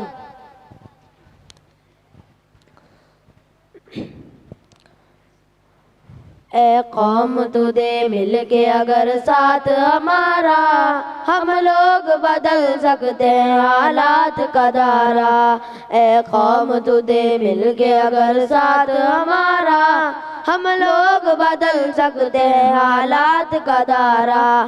ہم لوگ بدل سکتے ہیں حالات کا دھارا۔ جس دیش کو انگریز کے پنجے سے چھڑایا، اس دیش کی مسنت پہ لٹیروں کو بٹھایا۔ کیوں خون شہیدہ کا صلہ ہم نے گوایا، ساحل پہ لگی بیڑی کو طوفان میں اتارا۔ ہم لوگ بدل سکتے ہیں حالات کا دھارا۔ اے قوم تو دے مل کے اگر ساتھ ہمارا، ہم لوگ بدل سکتے ہیں حالات کا دھارا۔ ہم لوگ بدل سکتے ہیں حالات کا دھارا۔ معصوم لہو دیتا ہے رو رو کے دہائی، برباد ہوئی جاتی ہے ایمان کی کمائی۔ اللہ سے بغاوت ہے یہ بندوں کی خدائی، اب قہر خداوند سے بچ جاؤ خدا را۔ ہم لوگ بدل سکتے ہیں حالات کا دھارا۔ اے قوم تو دے مل کے اگر ساتھ ہمارا، ہم لوگ بدل سکتے ہیں حالات کا دھارا۔ ہم لوگ بدل سکتے ہیں حالات کا دھارا۔ سر جس کے لیے قوم کے مردوں نے کٹائے، عزت کے گوہر بیٹیوں بہنوں نے لٹائے، اسلام کی توقیر پہ گھر بار جلائے۔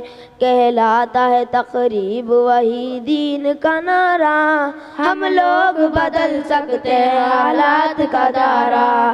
اے قوم تو دے مل کے اگر ساتھ ہمارا، ہم لوگ بدل سکتے ہیں حالات کا دھارا۔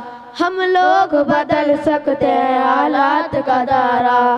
سوچا تھا جہاں لائیں گے اسلام کا دستور، مختار لٹیرے ہیں وہاں ظلم پہ معمور۔ قانون بھی خاموش ہے انصاف ہے مجبور، سچائی پہ شب خون ہے پھر جھوٹ نے مارا۔ ہم لوگ بدل سکتے ہیں حالات کا دھارا۔ اے قوم تو دے مل کے اگر ساتھ ہمارا، ہم لوگ بدل سکتے ہیں حالات کا دھارا۔ ہم لوگ بدل سکتے ہیں حالات کا دھارا۔ ہر سمت مچی لوٹ ہے رشوت کی دہائی، کمزور کا حق چھین کے خوب اڑائی۔ جو عہد کیا اس کی بنیاد ہلائی، تابوت اشاروں پہ رچا کھیل ہے سارا۔ ہم لوگ بدل سکتے ہیں حالات کا دھارا۔ اے قوم تو دے مل کے اگر ساتھ ہمارا، ہم لوگ بدل سکتے ہیں حالات کا دھارا۔ ہم لوگ بدل سکتے ہیں حالات کا دھارا۔ ہم لوگ پلٹ سکتے ہیں طوفان بلا کو، پاؤں سے کچل سکتے ہیں فتنوں کی وبا کو، جرت سے مٹا سکتے ہیں ہم مکر و ریا کو، سر کفر کا قدموں میں جھکائیں گے دوبارہ۔ ہم لوگ بدل سکتے ہیں حالات کا دھارا۔ اے قوم تو دے مل کے اگر ساتھ ہمارا، ہم لوگ بدل سکتے ہیں حالات کا دھارا۔ ہم لوگ بدل سکتے ہیں حالات کا دھارا۔ اے قوم تو دے مل کے اگر ساتھ ہمارا، ہم لوگ بدل سکتے ہیں حالات کا دھارا۔ ہم لوگ بدل سکتے ہیں حالات کا دھارا۔ السلام علیکم ورحمۃ اللہ وبرکاتہ۔ جزاک اللہ خیر و احسن الجزا۔ یہ تھے مدرسہ تعلیم القرآن کے 3 طالب علم محمد عفان اور ان کے ساتھی، جو ایک ایسی نظم آپ حضرات کے سامنے پیش کر رہے تھے جو آج کے ہندوستان کے حالات پر پوری فٹ آتی ہے۔ اللہ سے دعا ہے کہ اللہ سبحانہ وتعالیٰ ملک ہندوستان میں تمام انسانوں کی اور خصوصاً مسلمانوں کی حفاظت فرمائے، آمین۔ ان کی حوصلہ افزائی کے لیے سامعین میں موجود ہمارے بھائی نے ہمارے 3 ساتھیوں کو مدرسے تعلیم القرآن کے 3 طالب علموں کو 50-50 روپے انعامات دیے۔ ہم اس موقع پر اللہ سے دعا کرتے ہیں اللہ سبحانہ وتعالیٰ ان طالب علموں کے اس مدرسے میں قرآن کریم کا جید حافظ القرآن اور ملک کی خدمت کرنے والا داعی بنائے، آمین ثم آمین۔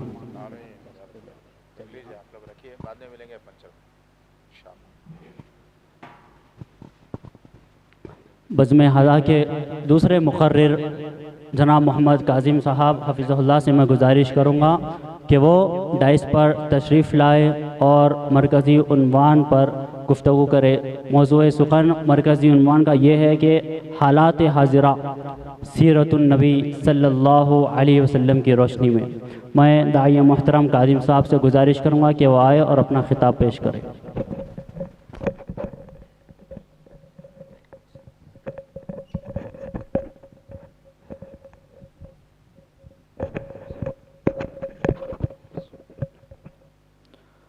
السلام علیکم ورحمۃ اللہ وبرکاتہ۔ ان الحمد للہ حمدا طیبا کثیرا مبارکا فی، الحمد للہ عدد ما خلق والحمد للہ ملء ما خلق والحمد للہ عدد کل شیء والحمد للہ عدد ما فی السماوات وما فی الارض۔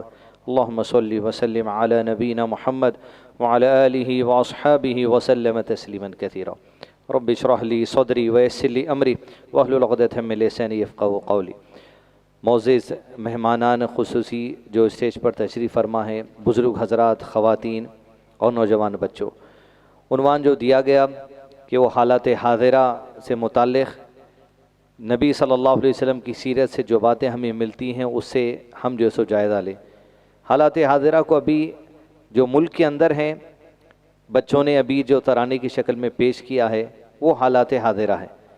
اب ان کے علاوہ اور بھی جو سو مختلف جو سو حالات ہمارے پاس ہیں جو ہم جو سو اگر تبدیل کرنا چاہیں تو تبدیل کرنے کے لیے بہت بڑا وقت لگ جائے گا، لیکن اللہ عز و جل نے قرآن مجید میں ایک ایسا اصول دیا ہے کہ جہاں اللہ نے ارشاد فرمایا کہ اللہ تعالیٰ اس قوم کے حال کو نہیں بدلتا جب تک کہ قوم اپنے آپ کو نہ بدل لے۔ تو عزیز دوستو، سب سے بنیادی ضرورت میرے اور آپ کے لیے ہے کہ اپنی نفسوں کا جائزہ لیں، اپنے لیے جائزہ لیں۔ آپ صلی اللہ علیہ وسلم کی حدیث ہے جسے حسن درجے کی حدیث قرار دیا، اور شیخ صالح بن فوزان الفوزان اس حدیث پہ درس دیتے ہوئے کہہ رہے تھے کہ جہاں روایت کیا گیا توبہ ہے اس کے لیے، یعنی جنت ہے یا جنت کا ایک درخت ہے اس شخص کے لیے کہ جس کی زندگی میں مشغولیت یہ ہوتی ہے کہ وہ اپنی کمزوریوں کا جائزہ لیتے رہتا ہے، اور یہ کمزوریوں کا جو جائزہ لیتے رہتا ہے انسان اتنا مشغول رہتا ہے اپنی زندگی میں کہ دوسروں کی زندگی کے عیب اور دوسروں کی برائی دیکھنے کی اور بات کرنے کی فرصت ہی اس کے پاس نہیں رہتی۔ تو سب سے پہلی ضرورت عزیز دوستو میرے اور آپ کے لیے ہے کہ مشغول ہو جائیں اپنی زندگی کا جائزہ لینے کے لیے، اپنے اعمال کا جائزہ لینے کے لیے، اپنے قول کا جائزہ لینے کے لیے، اپنی جو سو اخلاقیات کا جائزہ لینے کے لیے، اپنے معاملات کا جائزہ لینے کے لیے، اپنی سوسائٹی میں ہم کیسے اس طرح جائزہ لینے کے لیے، اپنی پڑھائی میں ہم کس طرح اس بات کا جائزہ لینے کے لیے، اپنے خاندان میں، رشتہ داروں میں، دوست احباب میں، تجارت میں، وعدوں میں، دوستی میں، دشمنی میں، ہر امور میں میں اور آپ جائزہ لیتے رہنا اور مشغول رہنا۔ تو اللہ کے نبی صلی اللہ علیہ وسلم نے کہا ایسا شخص جو مشغول رہتا ہے اپنے عیبوں کو دیکھنے میں، اپنے کمزوریوں کو سمجھنے میں، توبہ جنت کا ایک درخت اس کے لیے وعدہ ہے یا جنت کا وعدہ کیا گیا ہے جو اس کی مشغولیت دوسروں کی جو سو زندگی سے اس کو دور کر دیتی ہے۔ عزیز دوستو، وقت تو ایسا ہے یہ رات کا، اوپر سے پھر یہ لیڈیز بیٹھے ہوئے ہیں اور بچے وغیرہ ہیں، تو دوسرے اسٹیٹس تو ایسے ہندوستان کے اندر جہاں پر رات کے 12 بجے سے پروگرام شروع ہوتا، رات کے اپن تو 2 گھنٹے پہلے سے ابھی 10 بج رہے ہیں، 12 بجے رات کو شروع کے صبح فجر تک چلتے پروگرام۔ میں یہ نہیں کہہ رہا ہوں کہ آپ صبح تک یا فجر تک بیٹھیے، لیکن نبی صلی اللہ علیہ وسلم کے اصولوں میں سے یہ اصول رہا کہ آپ صلی اللہ علیہ وسلم کم وقت میں بات بتانے کی کوشش کرتے تھے۔ اسی سنت کو مد نظر رکھتے ہوئے رات کے اس حصے کو حالات دیکھتے ہوئے کم وقت آپ کا لینے کی کوشش کروں گا, 10 سے 15 منٹ بس. سب سے پہلی بات عزیز دوستو, حالات کا جائزہ لینے کے لیے سب سے پہلے نفس کا تزکیہ کرتے رہنا, اپنے عیبوں کو دیکھنا. لیکن کس کے آئینے میں دیکھیں گے؟ اسلام کے آئینے میں دیکھنا پڑے گا, قرآن کے آئینے میں دیکھنا پڑے گا, حدیث کے آئینے میں دیکھنا پڑے گا, صحابہ کی زندگی کو اٹھا کر اپنا رسو تزکیہ کرنا پڑے گا. آج عزیز دوستو ایک مدرسے کی جانب سے الحمدللہ اس علاقے میں حمایت ساگر قسمت پور کے پروگرام رکھا گیا. پتہ بھی نہیں تھا کہ یہاں کے اللہ عز و جل کے دین کی بات سننے سنانے سمجھنے والے ایک ایسا گروپ بھی ہے. تو پہلی مرتبہ الحمدللہ پتہ چلا. اللہ تعالیٰ برکت دے اور کامیاب عطا کریں تمام ٹیم کو. عزیز دوستو بنیادی بات یہ ہے کہ آج ہمارے پاس سب سے بڑی غلط فہمی یہ ہے, ہم مسلمان اور اپنے دین کی وابستگی کی وجہ سے یہاں پر آ کے بیٹھے ہوئے جلسہ سننے کے لیے. رات بھر چلا تو بھی سنتے, کل بھی آیا تو کل بھی سنتے, پھر مسجد میں آیا تو مسجد میں بھی سنتے. لیکن عزیز دوستو حالات آج مسلمانوں کے سب سے بدترین یہ ہے کہ آج مسلمان جس اسلام پہ چلنے کی کوشش کر رہا ہے, جس اسلام کو سیکھنے کی کوشش کر رہا ہے, مسلمان کو واضح طور پہ یہ پتہ ہی نہیں ہے کہ اسلام کیا ہے. اسلام ہے کیا یہ ہم کو واضح طور پہ پتہ ہی نہیں ہے. اسلام ہم یہ سمجھ رہے ہیں رمضان کا مہینہ آ رہا یہ اسلام, رمضان میں 150 پھر 150 روزے رکھنا یہ اسلام, رمضان میں زکوٰۃ کے کپڑے بانٹنا پھر یہ اسلام, پھر اس کے بعد تھوڑے دن 3 مہینے گئے تو بقرعید آتی یہ اسلام, تھوڑے لوگ عمرے کو جاتے یہ اسلام, بقرعید کے بعد یا اس سے پہلے جیسے لوگ حج کو جاتے پھر یہ اسلام. یہ تصور ہی ہمارے پاس ذہنوں میں گھوم رہا جو سال کو سال 12 مہینے میں کوئی چیز آ جاتی یا جو ہر تھوڑے دن میں کوئی چیز آ جاتی. اسی لیے کہ اسلام کا تصور باندھ کے ہی رکھے. 12 مہینوں کے 12 خطبے ہمارے پاس جمعہ کے اندر مسجد میں ہوتے. 11ویں کا مہینہ آیا پورے وہی خطبے, 12ویں کا مہینہ پورے وہی خطبے, اس کے بعد 10ویں کا مہینہ اس کے بعد وہی خطبہ, 9واں مہینہ آ گیا اس کے بعد وہی خطبہ. 4 جمعوں کے 4 خطبے پیٹنٹ ہے, 12 مہینہ یوں گزر جاتے اور امت یہ سمجھ رہی ہے 12 مہینوں کے 12 عنوان ہی اسلام ہے. سب سے بڑی غلط فہمی ہماری یہ ہے کہ اسلام کیا ہے وہ سمجھنا ہی نہیں چاہ رہے. وقت مختصر ہے, 10 سے 15 منٹ میں 100 باتیں آپ کو بولنا ہے. مگر پہلی چیز اگر آپ دیکھیں ہوں گے کرناٹکا کے حجاب کے مسئلے میں میڈیا میں ہر بچے کے پاس آج کل فون ہے, آپ سنے ہوں گے لوگ آپ سے سوال یہ کریں کہ بتاؤ قرآن میں حجاب کہاں ہے, بتاؤ قرآن میں یہ ہے, بتاؤ قرآن میں یہ ہے. ایسے لوگ اگر کوئی آپ کے سامنے سوال کرتے ہیں یا آپ کے ذہن میں سوال آ رہا ہے کہ بتاؤ قرآن میں یہ کیا ہے وہ کیا ہے, آپ نے آپ کو بھی جواب دے لیجئے, دنیا کو بھی یہ جواب دے لیجئے. یہ سوال ہی بے بنیاد ہے, یہ سوال ہی بیکار ہے ہم سے کرنا کہ بتاؤ اس قرآن میں کیا ہے. سوال یہ ہونا چاہیے بتاؤ اسلام میں حجاب کیا ہے, بتاؤ اسلام میں یہ مسئلہ کیا ہے, بتاؤ اسلام میں یہ مسئلہ کیا ہے. تب جا کے ہم سمجھائیں گے اسلام یہ ہے اور اسلام میں مسئلہ ہے. عزیز دوستو امام بربری رحمہ اللہ اپنی کتاب شرح السنہ میں ایک ایسا جملہ لکھتے ہیں, ایک ایسا اسٹیٹمنٹ لکھتے ہیں, ہر گھر کے اندر اپنے بچوں کے جملہ یاد دلا دیجئے. اعلموا, جان لو اس بات کو کہ تمہیں اسلام کا تعارف یہ ہونا چاہیے, ان الاسلام هو السنہ والسنۃ الاسلام. اگر تم اسلام جاننا چاہتے ہو بات جان لو, اسلام اللہ کے نبی محمد صلی اللہ علیہ وسلم کی سنت کو کہا جاتا ہے, آپ کی زندگی کو کہا جاتا ہے, آپ کے چلنے پھرنے اٹھنے بیٹھنے کھانے پینے, آپ کا مزاج, آپ کا میدان جنگ, آپ کی سیاست, آپ کی دشمنی, آپ کی دشمت, آپ کی دشمنی, یہ تمام امور جو آپ صلی اللہ علیہ وسلم زندگی میں عمل کیے اور اپنی نگرانی میں عمل کروائے, اس کو اسلام کہا جاتا ہے. عائشہ صدیقہ رضی اللہ عنہ سے کسی نے پوچھا آپ اللہ کے نبی صلی اللہ علیہ وسلم کے عمل کے بارے میں ہمیں بتائیے, تو عائشہ رضی اللہ عنہ نے اللہ کے نبی صلی اللہ علیہ وسلم کے عمل بتانے میں جواب نہیں دیا, جواب میں سوال کیا کیا تم نے قرآن نہیں پڑھا؟ شیخ محترم کا یہی جملہ, ان الاسلام هو السنہ والسنۃ الاسلام. اسلام اللہ کے نبی صلی اللہ علیہ وسلم کی پریکٹیکل زندگی کو کہا جاتا ہے. اور اگر یہ سوال آ رہا ہے پھر آپ کی پریکٹیکل زندگی کیا تھی, پھر آپ کی سنت کیا تھی, پھر آپ کیسا عمل کرتے تھے, والسنۃ الاسلام. یہ جو سنت ہے جو قرآن میں ہے وہی سنت تھی, اور جو سنت ہے وہ قرآن ہے, جو قرآن ہے وہ سنت ہے. قرآن اور سنت کو اگر کسی نے اسلام سے جدا کر دیا, اس کا اسلام اسلام نہیں, اس کا ایمان ایمان نہیں. لہذا قرآن اور سنت یہ اسلام ہے. یہ بنیادی چیز مجھ کو اور آپ کو جاننا چاہیے. صرف قرآن اسلام نہیں ہو سکتا, قرآن اللہ کا آرڈر ہے, اللہ کا منشا ہے, اللہ کی چاہت ہے, اور اس پر اللہ کے نبی صلی اللہ علیہ وسلم نے اللہ کی چاہت کے مطابق جو عمل کیا, جو عمل کروایا, جو سمجھا, جو سمجھایا, اسے اسلام کہا جاتا ہے.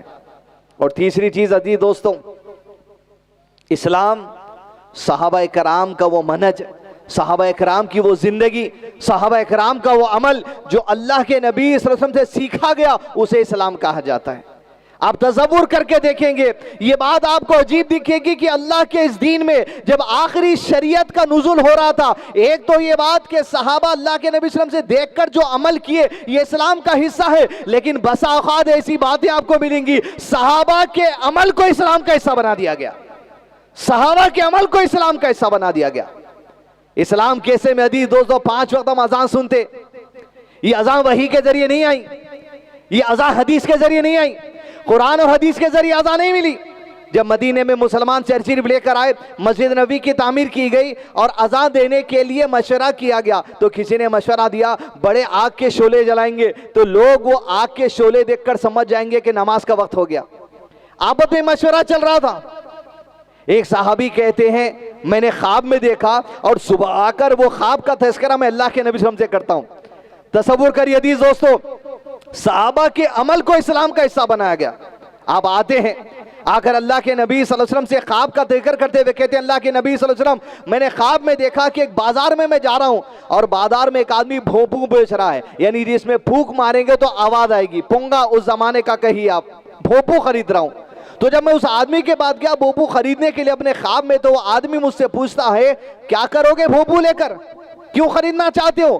تو اس آدمی نے خواب میں جواب دیا، جو دکان والا تھا اس صحابی کو جو خواب دیکھ رہے تھے، تو صحابی نے کہا اس دکان والے سے جب نماز کا وقت ہوگا میں اس میں پھونک ماروں گا اور آواز آئے گی تو لوگ جو سو نماز کے لیے جمع ہو جائیں گے۔ تو دکاندار اس صحابی سے کہتا ہے ایسا کیوں بھونپو بجاتا ہے؟ جب نماز کا وقت ہو جائے تو یہ پڑھ اللہ اکبر اللہ اکبر، پھر اشہد ان لا الہ الا اللہ، حی علی الصلاۃ حی علی الفلاح سے لے کے لا الہ الا اللہ تک پوری اذان سناتا ہے۔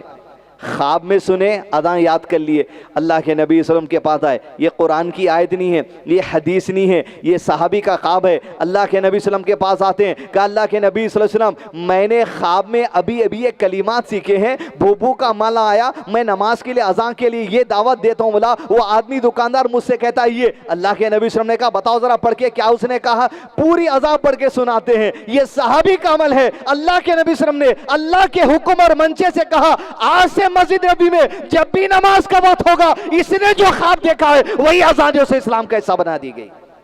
قرآن، حدیث، اس پر عمل اور صحابہ کے اعمال ان کے خوابوں کو اسلام کا حصہ بنا دیا گیا۔ یہ اسلام ہے، یہ سلفیت ہے، یہ حقیقی اہل سنہ والجماعت کا طریقہ ہے، یہ اسلام ہے، یہ حقیقی اہل علم ہے۔ ان کے عمل کو اسلام کا حصہ بنا گیا۔ دوستو اگر صحابہ کے عمل پر کسی اور امام، کسی اور مفتی کے عمل کو اگر ترجیح دی جائے گی یہ بات غلط ہوگی۔ صحابہ حقیقی اہل سنہ والجماعت ہے، صحابہ حقیقی سلف صالحین ہے، صحابہ حقیقی علماء ہے، صحابہ حقیقی مفتی ہے۔ ان کے مرض پہ جو مفتی، جو عالم، جو فتویٰ دیکھے گا سر آنکھوں میں اٹھا کر پھریں گے۔ دوسری مثال عائشہ رضی اللہ عنہ اللہ کے نبی صلی اللہ علیہ وسلم کے ساتھ سفر میں ہے اور سفر میں آتے آتے وادی رملہ، دیکھ وادی میں پڑاؤ ڈالا گیا لوگ کھانے پینے کے لیے، اور اتنے میں ہوا ہے کہ اما عائشہ صدیقہ رضی اللہ عنہ کے بعد ایک ہار تھا، نیکلیس، وہ وہاں گر گیا، اور جس اونٹ پہ آپ بیٹھی تھی، آپ اونٹ سے اترے تھے ضرورت کو جانے کے لیے، اسی اونٹ کے نیچے وہ ہار دب گیا۔ لوگوں کو اللہ کے نبی صلی اللہ علیہ وسلم نے کہا ہار ملنے تک کچھ دیر رک جاؤ، حتیٰ کہ دیر ہو گئی، نماز کا وقت آ گیا، ابھی تیمم کرنے کے احکامات نازل نہیں ہوئے تھے، تیمم کے احکامات نازل نہیں ہوئے۔ لوگ آ کر ابو بکر صدیق سے کہنے لگے رضی اللہ عنہ دیکھو آج تمہاری بیٹی کی وجہ سے لوگوں کو نماز میں تاخیر ہو گئی اور وضو کرنے کے لیے پانی بھی نہیں ہے، مشکل ہو رہی ہے ابو بکر تمہاری بیٹی کی غلطی کی وجہ سے۔ ادھر ناراضگی کی بات ابو بکر صدیق خاموشی سے برداشت کرتے اور چلے گئے۔ ادھر اللہ کے نبی صلی اللہ علیہ وسلم کے بعد وحی آئی، جیسے وحی آئی آتے ہی اللہ کے نبی صلی اللہ علیہ وسلم پر حکم دے دیا گیا اگر پانی نہ ملے نماز کے وقت میں مٹی پہ اللہ کا نام لے کے ہاتھ مارو، تیمم کر لو، نماز پڑھ لو۔ جیسے آیت نازل ہوئی لوگ وہیں بیٹھے ہوئے، سب کو کہہ دیا گیا تیمم کی آیت نازل ہو گئی، پانی بھی خریدنے سب تیمم کرے، اور تیمم کر کے جب آئے ابو بکر صدیق کے بعد آ کر وہی لوگ جو کہہ رہے تھے انہوں نے خوشخبری دی مبارک ہو ابو بکر کہ آج تمہاری وجہ سے اس امت کو تیمم کے احکامات مل گئے۔ حدیث دوستو یہ ان کی زندگی، منہج سلف حقیقی اہل سنہ والجماعت. اسی لیے شدید محبت اگر ہمارے سینوں میں ہونا ہے کسی کی اللہ کے نبی صلی اللہ علیہ وسلم کے بعد تو صحابہ کرام کی زندگی ہونا ہے.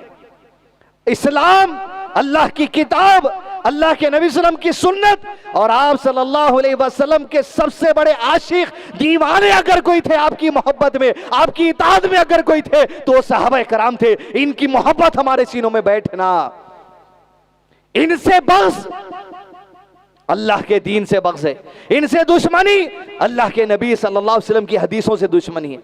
آپ نے سنا ہوگا کئی لوگوں کو ویڈیو کلپس آئے تھے جو صحابہ میں سے بعض صحابہ کو گالی دیتے تھے. ابو ہریرہ کو گالی دے رہے, حضرت عائشہ کو گالی دے رہے, حضرت عثمان کو گالی دے رہے, حضرت ابو بکر کو گالی دے رہے, حضرت عمر کو گالی دے رہے. صحابہ کو گالی دینے والا کافر ہے, یہ بات جاننے والے طور پہ دشمن اسلام کا.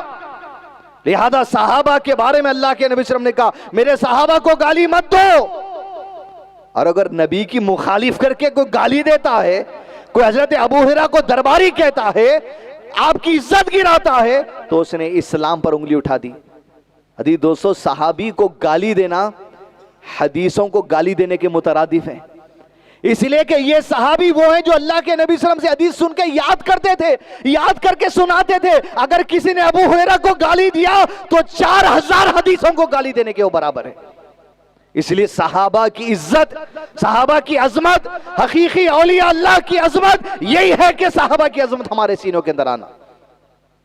عمل اختلاف ہے, ایسا پڑھنا ویسا پڑھنا, ایسا پڑھنا کیسا پڑھنا نماز, 10 ٹینشنہ نہیں, صحابہ کیسا پڑھے ویسا پڑھنا. اس لیے کہ صحابہ اللہ کے نبی صلی اللہ علیہ وسلم کی نگرانی میں نماز سیکھے. ان کی نماز کو اللہ کے نبی صلی اللہ علیہ وسلم نے دیکھا, دیکھ کر رضامندی دی, اور اللہ نے نبی صلی اللہ علیہ وسلم کی رضامندی کو رضامندی دی. لہذا عزیز دوستو, اسلام اللہ کی کتاب, اللہ کے نبی صلی اللہ علیہ وسلم کی سنت, اور اس پر صحابہ کرام کا جو عمل تھا اسے اسلام کہا جاتا ہے. یہ تینوں کو کبھی جدا مت کریے. کوئی بھی عمل آ رہا آپ کو اسلام میں کیا ہے بتاؤ, فوری صحابہ کے منہج کو اٹھانا, دیکھنا, جو مل گیا وہی اسلام ہے. بس 10-15 منٹ بولا تھا میں, 10 منٹ تو نکل گئے شاید. دوسری بات, یہ جو اسلام ہے عزیز دوستو, اس اسلام کو سیکھنا, یہ سیکھے تو ہی ملتا, یہ گھر میں بیٹھے تو نہیں ملتا. خالی موبائل دیکھ لیتے بیٹھے ہوئے ہیں, ایک آدھ حدیث آ گئی, 4-5 لوگوں کو شیئر کر دیے تو یہ سمجھ رہے ہیں آج کے دن کاروبار میں منافع ہو جاتا. یہ غرض ماری کہ جو سو اپنی نیت رکھ کے خالی ادھر ادھر شیئر کر لیا تو نہیں ہوتا. اسلام صرف اتنی بات نہیں ہے ان کا ویڈیو سن لیے, ان کا ویڈیو سن لیے, ادھر شیئر کر دیے, ادھر شیئر کر دیے. کتاب لینا, بیٹھنا, پڑھنا, عالم کے ساتھ دین سیکھنا, مسائل سیکھنا, یاد کرنا, گلی گلی کونچا کونچا, خاندان گھر گھریلو پھیلاتے پھرنا بات کو, یہ دین کی اصل ہے. میسج فارورڈ کر دیے, بس رمضان آ رہا تو حدیثاں جمع کر رہے ہیں, واٹس ایپ میں سیو کر رہے ہیں, اسکرین شاٹ رکھ رہے ہیں, 30 دن 30 حدیثاں بھیجیں گے, اللہ ہو جائے رمضان پورا. اتنا ہی ہے اسلام.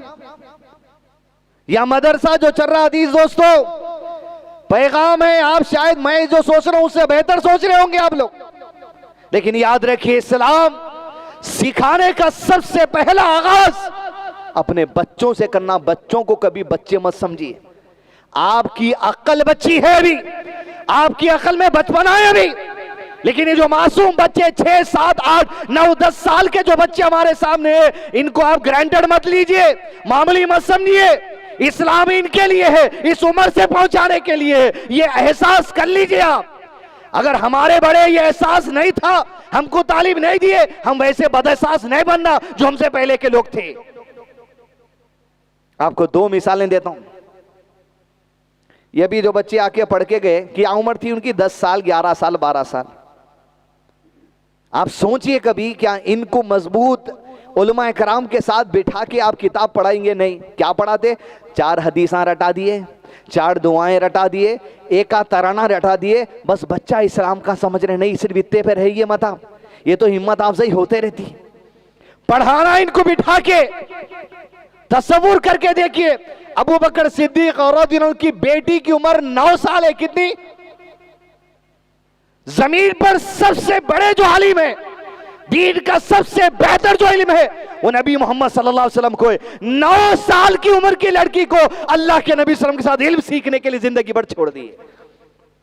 جب اللہ کے نبی صلی اللہ علیہ وسلم کی وفات ہوئی، حضرت عائشہ کی عمر اس وقت 18 سال تھی. 9 سال اب علم حاصل کرے، 9 سال کا ایسا علم کہ نبی صلی اللہ علیہ وسلم کی وفات کے بعد 50 سال تک زندہ تھے. بڑے بڑے صحابہ کرام آ کر حضرت عائشہ کی چوکھٹ پہ فتویٰ لیا کرتے تھے.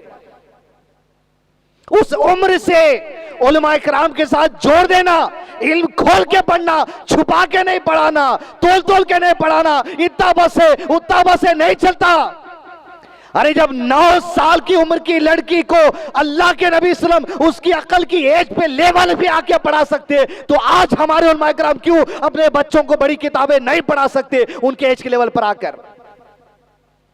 اور یہ چھوٹے بچوں کو پڑھانا مضبوط علم، یہ صحابہ میں شوق تھا. صرف حضرت عائشہ کا ایک واحد یہ مسئلہ نہیں ہے رضی اللہ عنہ، بلکہ انس بن مالک، وہ چھوٹے سے بچے جن کی عمر 10 سال تھی، جب اللہ کے نبی صلی اللہ علیہ وسلم مدینہ ہجرت کر کر آئے، لوگ تحفے طوائف دے رہے تھے، اللہ کے نبی صلی اللہ علیہ وسلم کو تحفے دے رہے تھے. انس بن مالک کی ماں کو آ کر میں کیا دیوں اللہ کے نبی صلی اللہ علیہ وسلم کو؟ انس بن مالک تھا چھوٹا سا بچہ، ہاتھ پکڑ کر لے کے گئے اور کہا اللہ کے نبی صلی اللہ علیہ وسلم یہ انس بن مالک ہے، آج سے زندگی بھر آپ کی خدمت میں چھوڑ دی. 10 سال سے لے کے مزید 10 سال اللہ کے نبی صلی اللہ علیہ وسلم کی وفات تک 10 سال اللہ کے نبی صلی اللہ علیہ وسلم سے علم حاصل کرے. یہی دنوں میں اللہ کے نبی صلی اللہ علیہ وسلم نے انس بن مالک کو دعا دی تھی، اللہ تیرے علم میں تیری عمر میں برکت دے. عزیز دوستو، اللہ کے نبی صلی اللہ علیہ وسلم کی وفات کے بعد 80 سال تک یہ 10 سال کا لڑکا جو 10 سال علم حاصل کیا، 80 سال تک صحابہ دین کی خدمت کرتا رہا. سب سے آخری صحابی انتقال کرنے والے جو سیرت نگاروں نے لکھا ہوا انس بن مالک ہے رضی اللہ عنہ. یہ بچوں کو علم سکھانا، پختہ سکھانا، تول تول کے نہیں سکھانا. خالی 40 حدیثاں نہیں چلتے، ایک ایک لائن نہیں چلتی، فقہ ان کو پڑھانا یہ سمجھتے. بڑے بڑے علماء کرام مدرسوں سے آتے، آپ کو اندازہ ہونا چاہیے کس عمر میں عالم کورس میں جاتے وہ لوگ. 10 11 12 سال عمر رہتی ہے ان کی. عمر آباد جا کے دیکھیے اب 11 سال 12 سال ایج وہاں علمیت کا آغاز ہوتا. لہذا مدرسے کی جانب سے جو سو محفل رکھی گئی ہے، یہ علم کی جو سو محبت بتانا میرے لیے حق ہے یہاں پر. اور بالخصوص عزیز دوستو، بچیوں کے علم کے معاملے میں لاپرواہی مت کریے. آج لڑکے تو کچھ بھی جاب ڈگری بی کام یہ وہ پڑھتے پڑھتے لڑکتے کچھ بھی جاب کے واسطے کر لے رہے ہیں، لیکن عزیز دوستو بچیوں کا خرابہ ہو رہا، احساس نہیں ہو رہا، پیسہ برباد، عمر برباد، وقت برباد. میں یہ نہیں کہتا کہ بچی کو فلاں مت بنائیے، ڈاکٹر مت، ہر چیز بنائیے، آپ ہر لیول پر جس لیول پہ جا سکتی جائیے، لیکن دین کی تعلیم کے معاملے میں آپ جو سو نظر انداز مت کریے اپنی بچیوں کو. یہ بچی نے آنے والی مستقبل کی مائیں ہیں، نسلوں کو تیار کرنے والی ہے. اگر ان کو علم نہیں دیا گیا صحیح پختہ تو آگے کون سمجھائیں گے؟ عزیز دوستو، یہ جو بچیاں ہیں ان کو آپ جو سو فار گرانٹڈ مت لیجئے. آج 10ویں پڑھا لیے، 11ویں پڑھا لیے، 12ویں پڑھا لیے، ڈگری انٹر بی کام، اس کے بعد شادی کا رخا، فلاں بچی کی شادی ان سے نکاح ہو رہا، نیچے کا ڈگری ڈال دیتے B com B S C M S C فلاں نیوٹریشنسٹ. آج کل کامن چل رہا نیوٹریشنسٹ، جو دیکھو نیوٹریشنسٹ، جو دیکھو نیوٹریشنسٹ. ٹماٹے کے اندر کتنے نیوٹرینٹس ہیں بتا نہیں سکتے مگر نیوٹریشنسٹ. آلو اروی میں کتنے نیوٹریشن ہے بتا نہیں نیوٹریشنسٹ. اس کے بعد شادی، اس کے بعد بعض بچیاں انجینئر کر کے فلاں کر کے سسرال میں اجازت نہیں ہے. ارے جو علم حاصل کرے اس سے کبھی قوم کو فائدہ دینے کا جذبہ ہی نہیں تھا، نسلوں کو فائدہ دینے کا جذبہ ہی نہیں تھا، اپنی تعلیم کے ذریعے رب کو پہچاننے کا جذبہ ہی نہیں تھا، اپنی تعلیم کے ذریعے اللہ عز و جل سے رشتہ مضبوط کرنے کا جذبہ ہی نہیں تھا.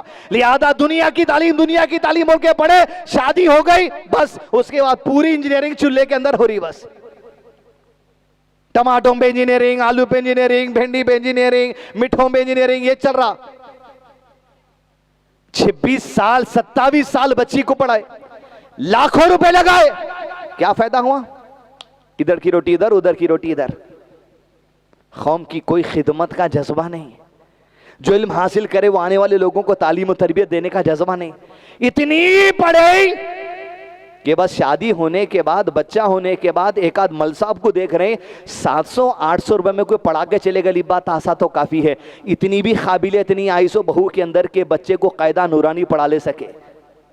نہ ادھر کے رکھے نہ ادھر کے رکھے, نہ جو سو ٹیچر بنا کے قابلیت ہے, نہ نیوٹریشن بنا کے کوئی ڈاکٹر کے اندر لے کے گئے, نہ میڈیکل سائنس دیکھ کے. آپ کی بستی میں اتنا بڑا ایل وی پرساد آئی ہاسپٹل ہے, کتنے مسلم بچیاں جا کے وہاں خدمت کر سکتے ہیں؟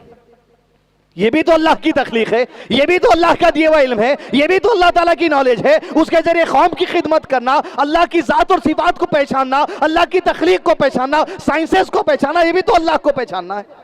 مگر نہیں, نظریہ ہی وہ نہیں ہے. لہذا علم کے معاملے میں دین کا مضبوط علم دیجیے, قرآن کا, حدیث کا, صحابہ کے منہج کا, تاکہ زمانے میں آنے والے جو کچھ حالات ہے حدیث دوست ہو, اس کا سامان صرف ایمان سے ہوتا. سیریا, عراق, لیبیا, افغانستان, فلاں فلاں فلاں لوگوں کے گھروں پہ کیمیکل بم گر رہا, لیکن گھر کے اندر اگر معصوم بچہ بھی ہے اس کی زبان سے آواز آتی ہے اللہ اکبر. یہ ایمان کی ضرورت ہے, یہ علم کی ضرورت ہے. حالات کا سامنا تو اللہ عز و جل جیسے بھی چاہے کرا دے گا, لیکن جس کا ایمان مضبوط ہے وہ سلامتی کے ساتھ حالات سے نکل جائے گا اللہ کی مدد کے ساتھ. وقت اتنا ہی تھا, باتیں گئی تھیں, لیکن کم سے کم 2-3 باتیں میرے اس مقصد کو جو بات کی تھی لے جانے کی کوشش کریں. وصلی اللہ علی نبینا محمد وعلی آلہ واصحابہ وسلم تسلیما کثیرا.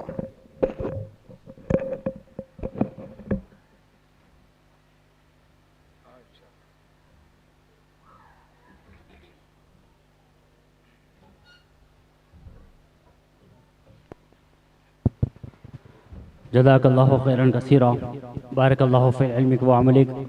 یہ تھے اس بزم حاضرہ کے دوسرے مقرر جناب محمد کاظم صاحب حفظہ اللہ, جو بہت ولولہ انگیز انداز میں آپ کے سامنے خطاب کر رہے تھے. اللہ رب العالمین سے دعا ہے کہ اللہ رب العالمین آپ کی زبان میں اور زیادہ تاثیر دے, آمین ثم آمین. اس محفل کے آخری مقرر جناب شکیل احمد صاحب حفظہ اللہ سے میں ادب اور احترام کے ساتھ گزارش کروں گا کہ وہ ڈائس پر تشریف لائے اور اپنا خطاب پیش کر کے اس جلسے کو اختتام پذیر کرے.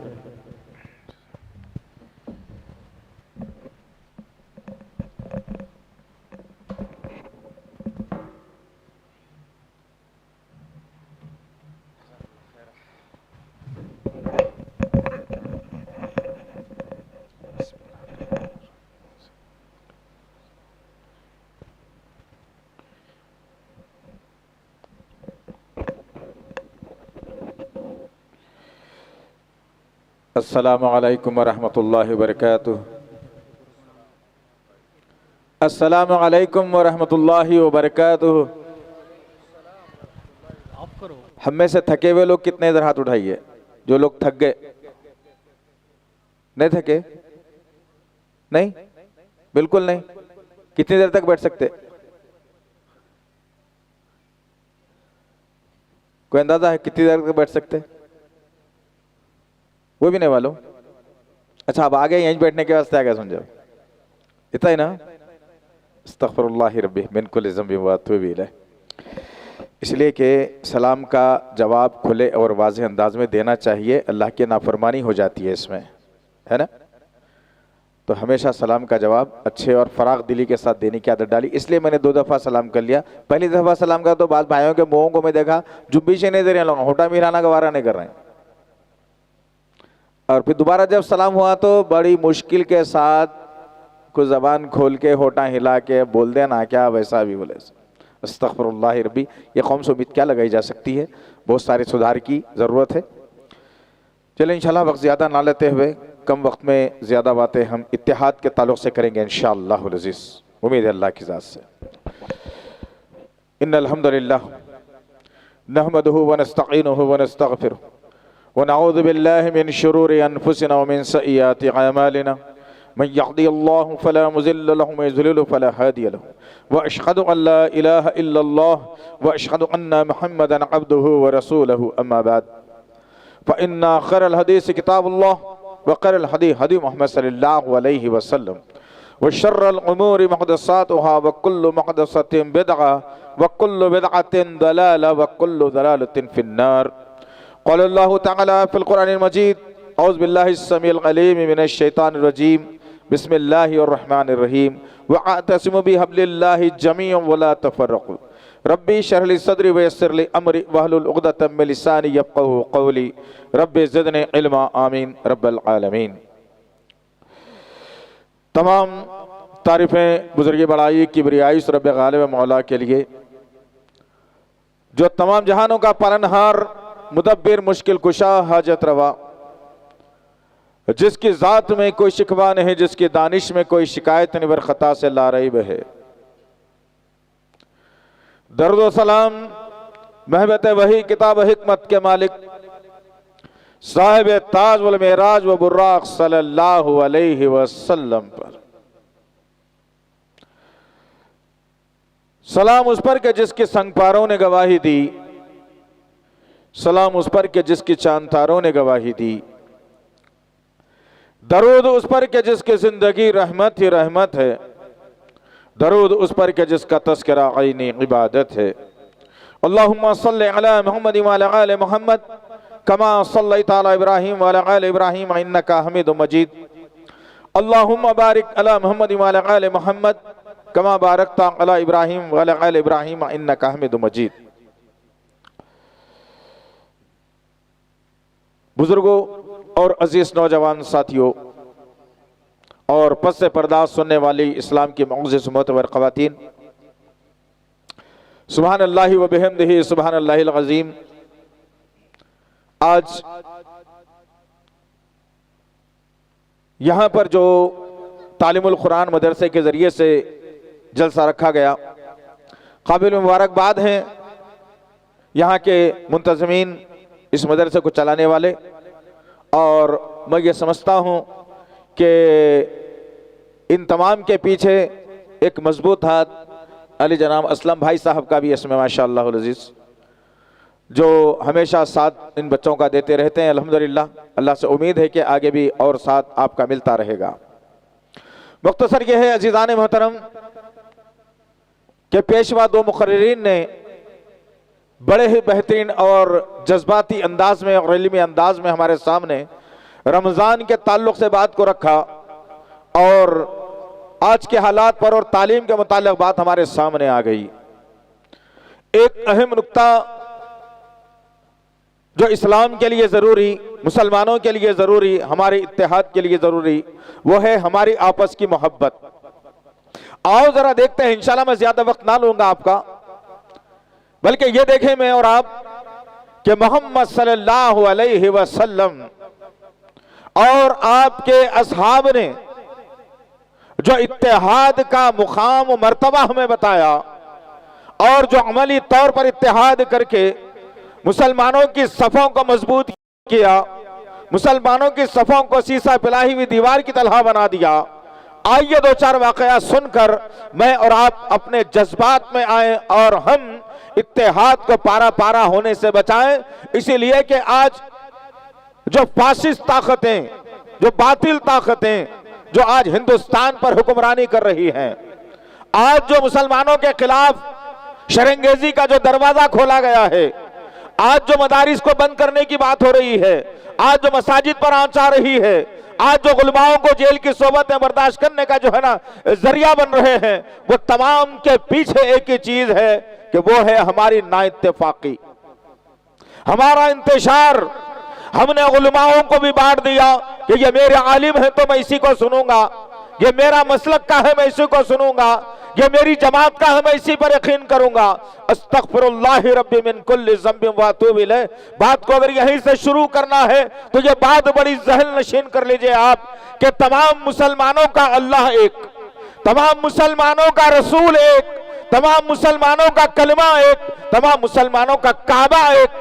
اب بھلا بات بتائیے تو صحیح کہ جو ایک اللہ پر یقین رکھنے والا ہے، کیا وہ اتحاد کو پارا پارا کر سکتا ہے؟ وہ تفرقوں میں بٹ سکتا ہے؟ جس کا نبی ایک ہو، جس سے وہ محبت کرتا ہے، جس سے اس کو شفاعت ملنے والی اس کا یقین اس کو ہوتا ہے، کیا اس نبی پر کا کلمہ پڑھنے کے بعد، اس پر یقین کرنے کے بعد اپنی صفوں میں انتشار پیدا کر سکتا ہے؟ ہرگز نہیں کر سکتا۔ تبھی تو اللہ وحدہ لا شریک لہ نے کلام اللہ قرآن مجید کے اندر نبی کریم صلی اللہ علیہ وسلم کے قلب اطہر پر जिन आयतों का नुज़ूल किया उनमें एक अहम तरीन आयत जो हमने आपके सामने अभी रखी है वो ये सूरह आल इमरान की आयत है। उसमें कहा गया कि वअतसिमू बिहब्लिल्लाहि जमीअन वला तफर्रकू। अल्लाह वहदहू ला शरीका लहू ने रस्सियों को नहीं कहा, एक रस्सी को मजबूती से थाम लो। अल्लाह और उसके रसूल के पैगाम के ताल्लुक से बात हो रही है। तीसरी बात इसमें दाखिल होगी तो वो मजबूत रस्सी को नुकसान पहुंचाने वाली होगी, उस मजबूत सफ को नुकसान पहुंचाने वाली होगी।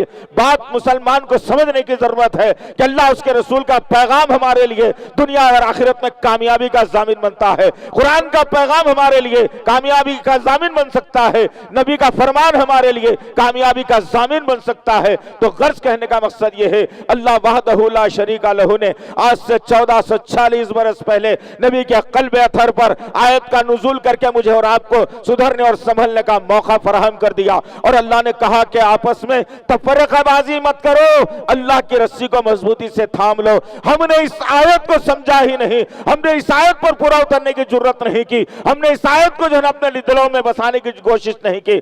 बस ये हो गया कि ये हमारे लोगों ने बयान कर दिया, मैं यही सुनूंगा, हमारे लोगों ने ये कह दिया, मैं यही सुनूंगा। जब ये रविश, ये सोच, ये फिक्र मेरे और आपके अंदर आ गई तो आज मामला यहां तक आ गया कि हमारी मसाजिद जो है ना अलग अलग होना शुरू हो गई। और एक आदमी रास्ते से गुजरता है और देखता है मस्जिद के ऊपर किसी जमात का बोर्ड लगा हुआ है, जोहर की नमाज का भी वक्त है, रुकता जरूर है। जब बोर्ड देखता है तो कहता है कि नहीं भाई, यहां मेरी नमाज नहीं हो सकती, मैं यहां नमाज नहीं पढ़ सकता, इसलिए कि इनका ताल्लुक इस्लाम से नहीं है, ये गुस्ताखे रसूल है, ये गुस्ताखी करते हैं रसूल के मामले में, लिहाजा मैं अब यहां नमाज नहीं पढ़ूंगा। सोचते सोचते इंसान की जो है ना मुसलमान की नमाज ही खजा हो जाती है। ये तफर्रक़बाज़ी का नुकसान हुआ, वह इत्तेहाद था। जब अल्लाह के नबी सल्लल्लाहु अलैहि वसल्लम ने, बात को जरा गौर से सुनना अज़ीज़ान मोहतरम, दिलों में उतारने की कोशिश करना, अपने खानदान, अपने कुंबे, अपने घरों तक इन बातों को पहुंचाने की जुर्रत और कोशिश भी करना। जो यहां सुना जा रहा है वो बातों को यहीं तक नहीं छोड़ना, अपने घरों तक ले जाकर उसे छोड़ना। अपनी माँ को सुनाइए, अपने बाप को सुनाइए, अपने बीवी और बच्चों को और भाइयों को सुनाइए। गर्ज कहने का मकसद ये है, यह उस वक्त आयत उतरी जब नबी को नबी बनाया गया, बल्कि उससे पहले का वाकया अगर हम लेते हैं, अभी नबूवत मेरे नबी को नहीं दी गई थी, मक्के की सरजमीन थी। आपके दादा ने काबे को बनाने का इरादा फरमाया, काबे की दीवारें डिसमेंटल उखाड़ कर फेंक दी गई और काबा शहीद हो गया। अब काबे की तामीर हो रही है, काबे की दीवारें खड़ी हो रही है। काबे की दीवारें जिस मकसद के लिए खड़ी होना था, जितनी बुलंदी तक होना था, वो बुलंदी तक खड़े हो गई। अब हजरे अस्वद को लगाने का मसला आ गया। हर कबीला यह सोचने लगा कि मेरी ताकत ज्यादा है, मेरी तादाद ज्यादा है, मेरे पास माल ज्यादा है, मेरी शोहरत ज्यादा है, मेरा कबीला आकर के हजरत अस्वद को दीवार में लगाएगा। अल्लाहु अकबर। मेरे और आपके आका मोहम्मद सल्लल्लाहु अलैहि वसल्लम के पास बात आई तो आपने मशवरा दे करके कहा कि कल सूरज निकलने से पहले जो शख्स काबे के हुदूद में नजर आएगा वो कबीले को एजाज मिलेगा कि वो पत्थर को जो है ना वो हजरत को दीवार में लगाए। जरा गौर करो अज़ीज़ान मोहतरम, इससे बड़ा इत्तेहाद का नारा और क्या हो सकता होगा, इससे बड़े इत्तेहाद की बात और क्या हो सकती होगी। अभी नबूवत नहीं मिली, अभी जिब्राइल कुरान लेकर के नहीं आया, अभी कोई पैगाम नाजिल नहीं हुआ। मोहम्मद सल्लल्लाहु अलैहि वसल्लम जवानी के आलम में है, आपने मशवरा दे दिया। हर कबीला अपने घरों की तरफ चला गया, हर कबीला सोचने लगा कि हाँ मैं सबसे पहले पहुंचूंगा, मैं सबसे पहले पहुंचूंगा। मेरे कबीले के मुकद्दर में यह बात आ गई कि वो हजर अस्वद को नस्ब करेगा। हुआ ये कि तमाम के तमाम कबीले सूरज के निकलने से पहले मक्के की वादी में आ रहे हैं। देखते क्या है कि चेहरा आफताब नहीं, वो शख्स जो नूरानी चेहरा लिया हुआ, वो नूरानी चेहरा लिया हुआ शख्स मक्के की वादी में बैठा हुआ है। मोहम्मद सल्लल्लाहु अलैहि वसल्लम, तमाम के तमाम कबीले आ रहे हैं, तमाम के तमाम कबीले आए और अल्लाह के नबी सल्लल्लाहु अलैहि वसल्लम की तरफ देखकर कहने लगे कि क्या इंसाफ पसंद शख्स है। अब हर एक शख्स सोचने लगा कि मेरे कबीले को एजाज नहीं मिला। अल्लाह के नबी सल्लल्लाहु अलैहि वसल्लम ने अरब के कबीलों में इत्तेहाद की बुनियाद डाली, عرب کے قبیلوں کو اتحاد کی طرف دعوت دی اور کہا کسی کو مایوس ہونے کی کوئی ضرورت نہیں ہے.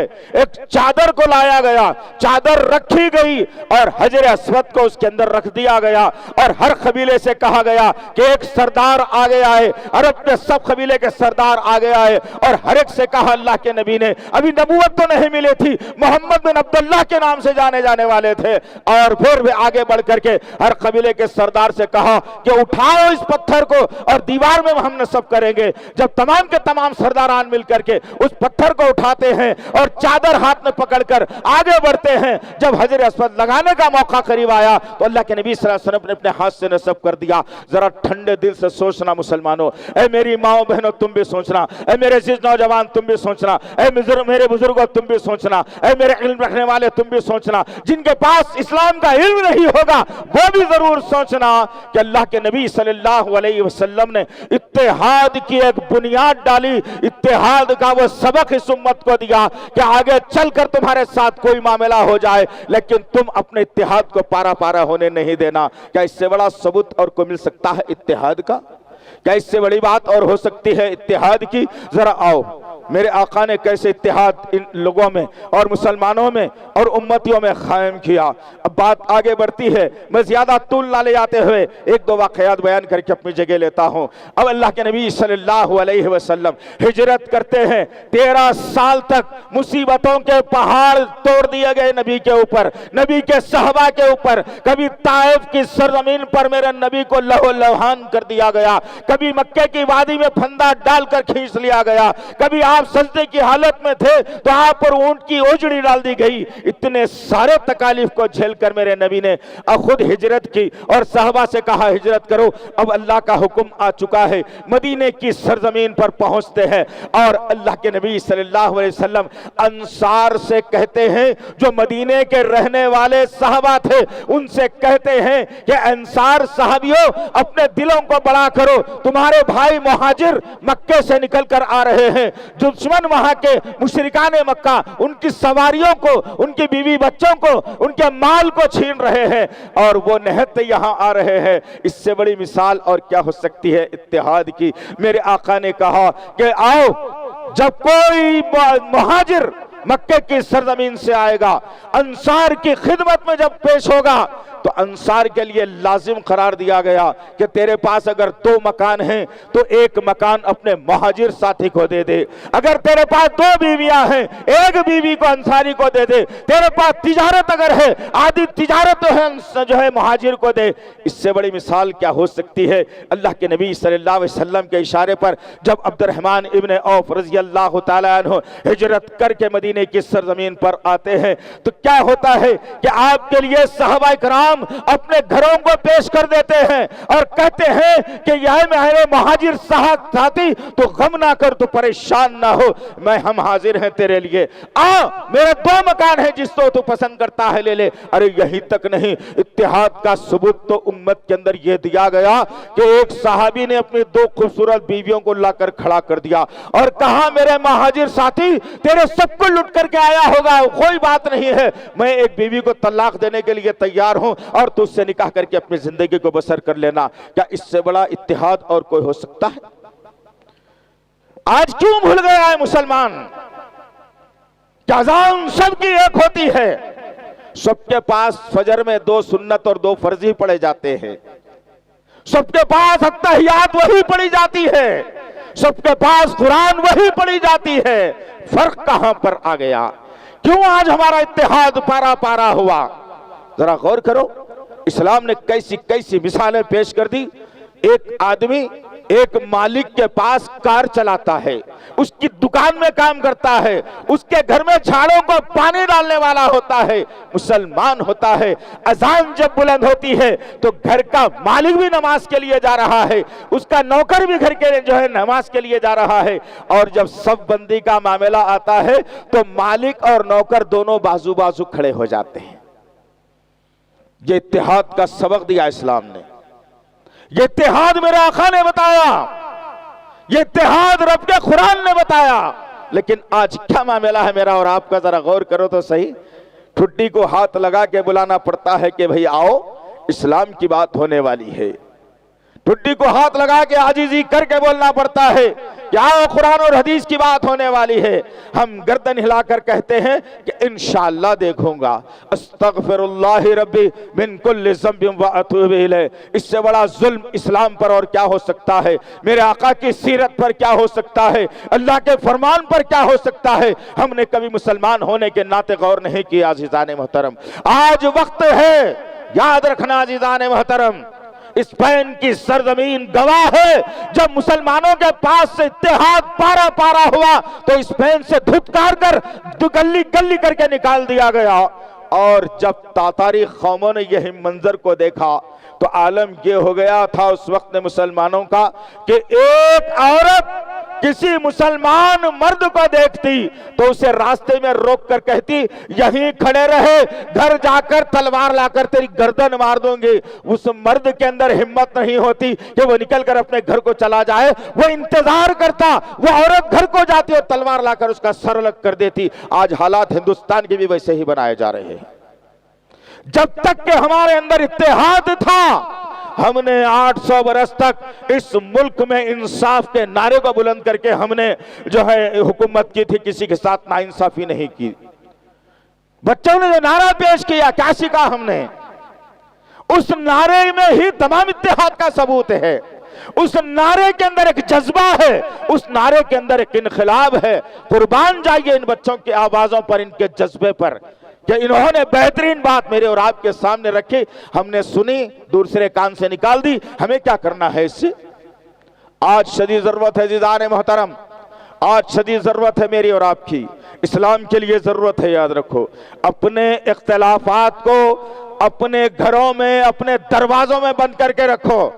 जब कभी तुम रास्ते में मिलो, किसी दुश्मन से तुम्हारा आमना सामना हो जाए, ये कह के साथ देना दूसरे मुसलमान का कि हाँ, हम एक कलमा पढ़ने वाले हैं, हम एक नबी को मानने वाले हैं, हम एक अल्लाह पर ईमान रखने वाले हैं, हम अल्लाह अकबर की सदाएं बुलंद करने वाले हैं, हम एक अल्लाह के सामने झुकने वाले हैं। हम पारा पारा हमको करने वाली कोई ताकत आज तक पैदा नहीं हुई, ये कहने की आज जरूरत है। वरना याद रखना, इस दुनिया के अंदर जो तब्दीलियां लाई जा रही हैं और जो हालात बदलते हो रहे हैं, याद रखना अज़ीज़ान मोहतरम, हालात पर नजर रखो, वाक़यात पर नजर रखो। क्या तुम्हारे खिलाफ साजिशें हो रही है, उस पर तुम नजर रखो। अब तक के तो हिंदुस्तान के हालात पुरअमन चल रहे थे, जैसे भी चल रहे थे, अल्हम्दुलिल्लाह हमने अमन और सदखना कह करके इस हिंदुस्तान में अपनी जिंदगी को गुजारने का जरिया बनाया था। लेकिन कश्मीरी फाइल्स जब फिल्म लग गई, जब गैर मुस्लिमों के दिलों को उसके अंदर ठेस पहुंचाई गई और मुसलमानों को जालिम बताया गया और आज हिंदुस्तान के हालात कर्बनाक बना दिए गए, तुमने इसका जो है मुकाबला करने की तुम्हारे पास क्या ताकत है कोई ताकत तुम्हारे पास? जहर भर दिया जा रहा है लोगों के जहनों के अंदर। लेकिन आज मुसलमान है कि ये मेरी मस्जिद, ये तेरी मस्जिद, ये मेरा मसलक, ये तेरा मसलक। अस्तगफिरुल्लाह रब्बी, कलमे की बुनियाद पर एक होना कब आएगा मुसलमानों को? कब होंगे हम कलमे की बुनियाद पर एक? कब होंगे आखिर? तब होंगे जब हमारे घरों के अंदर आग लगा दी जाएगी, तब होंगे जब पूरे तरीके से तुम्हारी तिजारत तुम्हारे हाथों से छीन ली जाएगी, तब होंगे हमारे अंदर जो है इख्तिलाफात खत्म, जब तुम्हारे पास से वोट देने का हक छीन लिया जाएगा। कब होंगे इत्तेहाद में हम? हमारे इख्तिलाफात कब खत्म होंगे? बैठो एक जगह के ऊपर, वक्त है आज, वक्त है आज, बैठो एक जगह आज, अपने अपने ख्यालात का इजहार करो, अपने अपने दिल की तंगी को दूर करो। हर मुसलमान एक मुसलमान के लिए फराख दिली का मुजाहरा करो, मुस्कुराते हुए मुसाहफा करो, दुआ करो हर मुसलमान के लिए कि हर मुसलमान की मुसीबतों को, परेशानियों को अल्लाह दूर फरमाए। दुआ करो। हालात खतरनाक हो रहे हैं। आओ जरा देखते हैं, एक वाक़या बताकर अपनी बात को मैं खत्म कर दूं इंशाअल्लाह। 11 बजे के करीब आ चुके हैं, आप लोग काफी देर से बैठे हुए भी हैं, काबिल कद्र हैं जो इतनी रात देर गई तक भी आपने जुम्बिश नहीं की और सुनने के लिए यहाँ पर बैठे हैं। उम्मीद करता हूँ कि जो बातें कही जा रही हैं बड़ी काबिल कद्र हैं और जिसमें मुझे और आपको वो धारे में शामिल होना है जिसके ज़रिए से हमारा इत्तेहाद, हमारी ताकत कायम रह सकती है इंशाअल्लाह। غرض کہنے کا مقصد یہ ہے کہ آخری بات اتحاد کے تعلق سے، آج تو معاملہ یہ ہے میرا، اجتماعات میں آنے کے لیے تو اور میں، دعوتوں میں جانے کے لیے تو اور میں، ملنے ملانے کے لیے تو اور میں، عبادتوں کے لیے تو اور میں، ایک وہ بھی مرحلہ تھا جنہوں نے نبی کے ہاتھ پر لا الہ الا اللہ محمد رسول اللہ پڑھ کر اپنا تن من دھن سب نبی کے اور اللہ کے حوالے کر دیا تھا، اور جن کے پاس اصول اگر تھا تو اللہ اور اس کے رسول کے قانون کا تھا، محبت ان کے سینوں میں اگر تھی تو اللہ اور اس کے رسول کی محبت تھی۔ آؤ ذرا دیکھتے ہیں، آج تو اللہ بڑا سکون کا موقع دیا ہے، اطمینان کے ساتھ بیٹھے ہو، ٹھنڈی ہوائیں چل رہی ہے، ابھی تو جو ہے نا لائٹ کی روشنی بھی برقرار ہے، تمام تر چیزیں ہیں، لیکن ایک وقت وہ بھی تھا کہ دشمن سے آمنا اور سامنا ہونے والا تھا۔ آج کی جنگیں کچھ عجیب سی ہے نا، آج کی جنگ ریموٹ سے ہوتی ہے، وہ جنگیں جو ہوتی تھی آمنے سامنے ہوتی تھی، دشمن سامنے کھڑا ہوا ہے، اس کے بھی ہاتھ میں تلوار ہے، میرے ہاتھ میں بھی تلوار ہے، مسلمان بھی تلوار لیا ہوا، غیر مسلم بھی تلوار لیا ہوا، دونوں کی جنگیں آمنے سامنے ہوتی، جس کی پہلے تلوار چل جاتی وہ کامیاب ہو جاتا۔ ایسے ہی مشق مرحلہ تھا ایک غزوے کے اندر، جب گھما گھمی ہو گئی اور گھوڑوں کی ٹاپوں اور چیخوں سے میدان گونجنے لگا، اب جب جنگ کا خاتمہ ہوا، صحابہ زخموں سے چور ہو کر، سارے کا سارا جسم زخموں سے چور ہے۔ آج تو ایک معمولی کنکر اگر پیر میں چپتا ہے تو آدمی لگڑ کے چلتا ہے، ارے چپ گیا بھائی کنکر، اس کا تذکرہ 4 دن تک رہے گا۔ انہوں بلائے تھے دعوت میں، ان کے دعوت میں گیا تو ایڑی میں کنکر چپ گیا بھائی، اس کا تذکرہ فیس بک پہ بھی ڈال دیں گا، واٹس ایپ پہ بھی ڈال دیں گا، آج کل تو آسان ہو گیا وہ صحابہ کرام جو اپنے جسموں کو زخموں سے چور کر چکے تھے، اسلام کی سربلندی کے لیے، اللہ اور اس کے رسول کی محبت کے لیے زمین پر پڑے ہوئے ہیں، جسموں سے خون رس رہا ہے۔ ایک زخمی صحابی نے، ابھی جان جانے والی ہے، آواز لگائی، کہاں مجھے پانی چاہیے۔ مشکیزے میں پانی لیا ہوا ایک ساتھی اپنے اس ساتھی کو پانی پلانے کے لیے آگے بڑھتا ہے، دیکھتا کیا ہے، اس کو ابھی پانی پلانے والا ہے، بازو سے آواز آتی ہے زخمی ساتھی کی کہ بھائی مجھے بھی پانی چاہیے۔ اب یہ آدمی کے بھی جان جانے والی ہے صحابی کی، انہوں نے اپنے کان میں دوسرے صحابی کی تکلیف کو سنا تو کہا کہ مجھے بعد میں پلا، پہلے میرے بھائی کو پلا دے۔ اللہ اکبر! ایسے ہی ساتھی آگے بڑھتا گیا اور پلٹ کر اس پانی پلانے والے نے دیکھا کہ تمام کی روحوں کو قبض کر لیا گیا ہے، اب وہ دنیا میں نہیں آنے والے، اللہ نے ان کو شہیدی کے مرتبے سے نواز دیا ہے۔ یہ تھا جان دے کر مسلمانوں کی عزت بچانا، جان دے کر کے بھی مسلمانوں کی عصمت بچانا، جان دے کر کے بھی اتحاد کو پارا نہ ہونے دینا، اپنے اتحاد کا مظاہرہ کرنا، یہ تھا اسلام کا شیوا، یہ تھا اسلام کا نظریہ، یہ تھی اسلام کی سوچ۔ لیکن آج کہاں ہے مجھے بتائیے یہ سوچا؟ کیا ہو گیا آخر؟ ایسا کون سا سانپ سونگھ گیا آخر؟ ایسا کیا ہو گیا آخر؟ اللہ اکبر! دکھ ہوتا ہے بڑا مسلمانوں کو جب دیکھا جاتا ہے کہ بیجا رسومات میں، بدعات میں، ناچنے گانے میں، پھول کے ہاروں میں ناچنے میں، شادی خانوں میں ناچنے میں، گانے میں ہمارے نوجوانوں کی زندگیاں الٹ پلٹ ہو رہی ہے۔ آج وقت ہے عزیزان محترم، پوری دنیا کے حالات پر نظر رکھیے، پوری دنیا کیا کہتی ہے، تمہارے تعلق سے کیا سوچتی ہے، اس پر نظر رکھیے، ذہن رکھیے۔ ایک دو بات اہم ترین ہے بتا دوں تاکہ ذہن کھل جائے اور اس طرف میں اور آپ سوچنے پر مائل اور مجبور بھی ہو جائے۔ دنیا کے اندر 2 بڑی تنظیمیں ہیں، ایک ہے ہیومن رائٹس واچ، بہت سارے لوگ ناواقف ہیں، جائیے نیٹ پہ انشاءاللہ ضرور آپ کو ملے گا کہ ہیومن رائٹس واچ ایک تنظیم ہے، اور ایک تنظیم ہے جو پوری دنیا کے حالات پر نظر رکھتی ہے، جس کو جینوسائیڈ واچ کہا جاتا ہے، ان دونوں تنظیموں نے ہندوستان کے تعلق سے بڑی دکھ بھری باتوں کو کہا ہے، اور انہوں نے اس سے پہلے روانڈا کے بارے میں کہا تھا، ایدی امین کے بارے میں کہا تھا، گجرات کے فساد کے بارے میں کہا تھا، مظفر پور کے فساد کے بارے میں کہا تھا، اور آسام کے بارے میں کہا تھا، میانمار کے بارے میں کہا تھا، جہاں تمام کی باتیں سچی ہوئی تھی۔ اور انہوں نے خطرناک بات یہ کہی ہے اپنی رپورٹ کے اندر، لے جائیے میری ماؤں بہنوں، میرے مسلمان بھائیوں، میرے ذمہ داروں، کہ آپ چیک کرو جا کر کے نیٹ پہ، تم کو ساری باتیں ملیں گی۔ اور الحمدللہ ہمارے ایک اردو اخبار شہر کے منصف نے جب ہم نے ان تک ان باتوں کو جو ہے نا پہنچایا تھا، الحمدللہ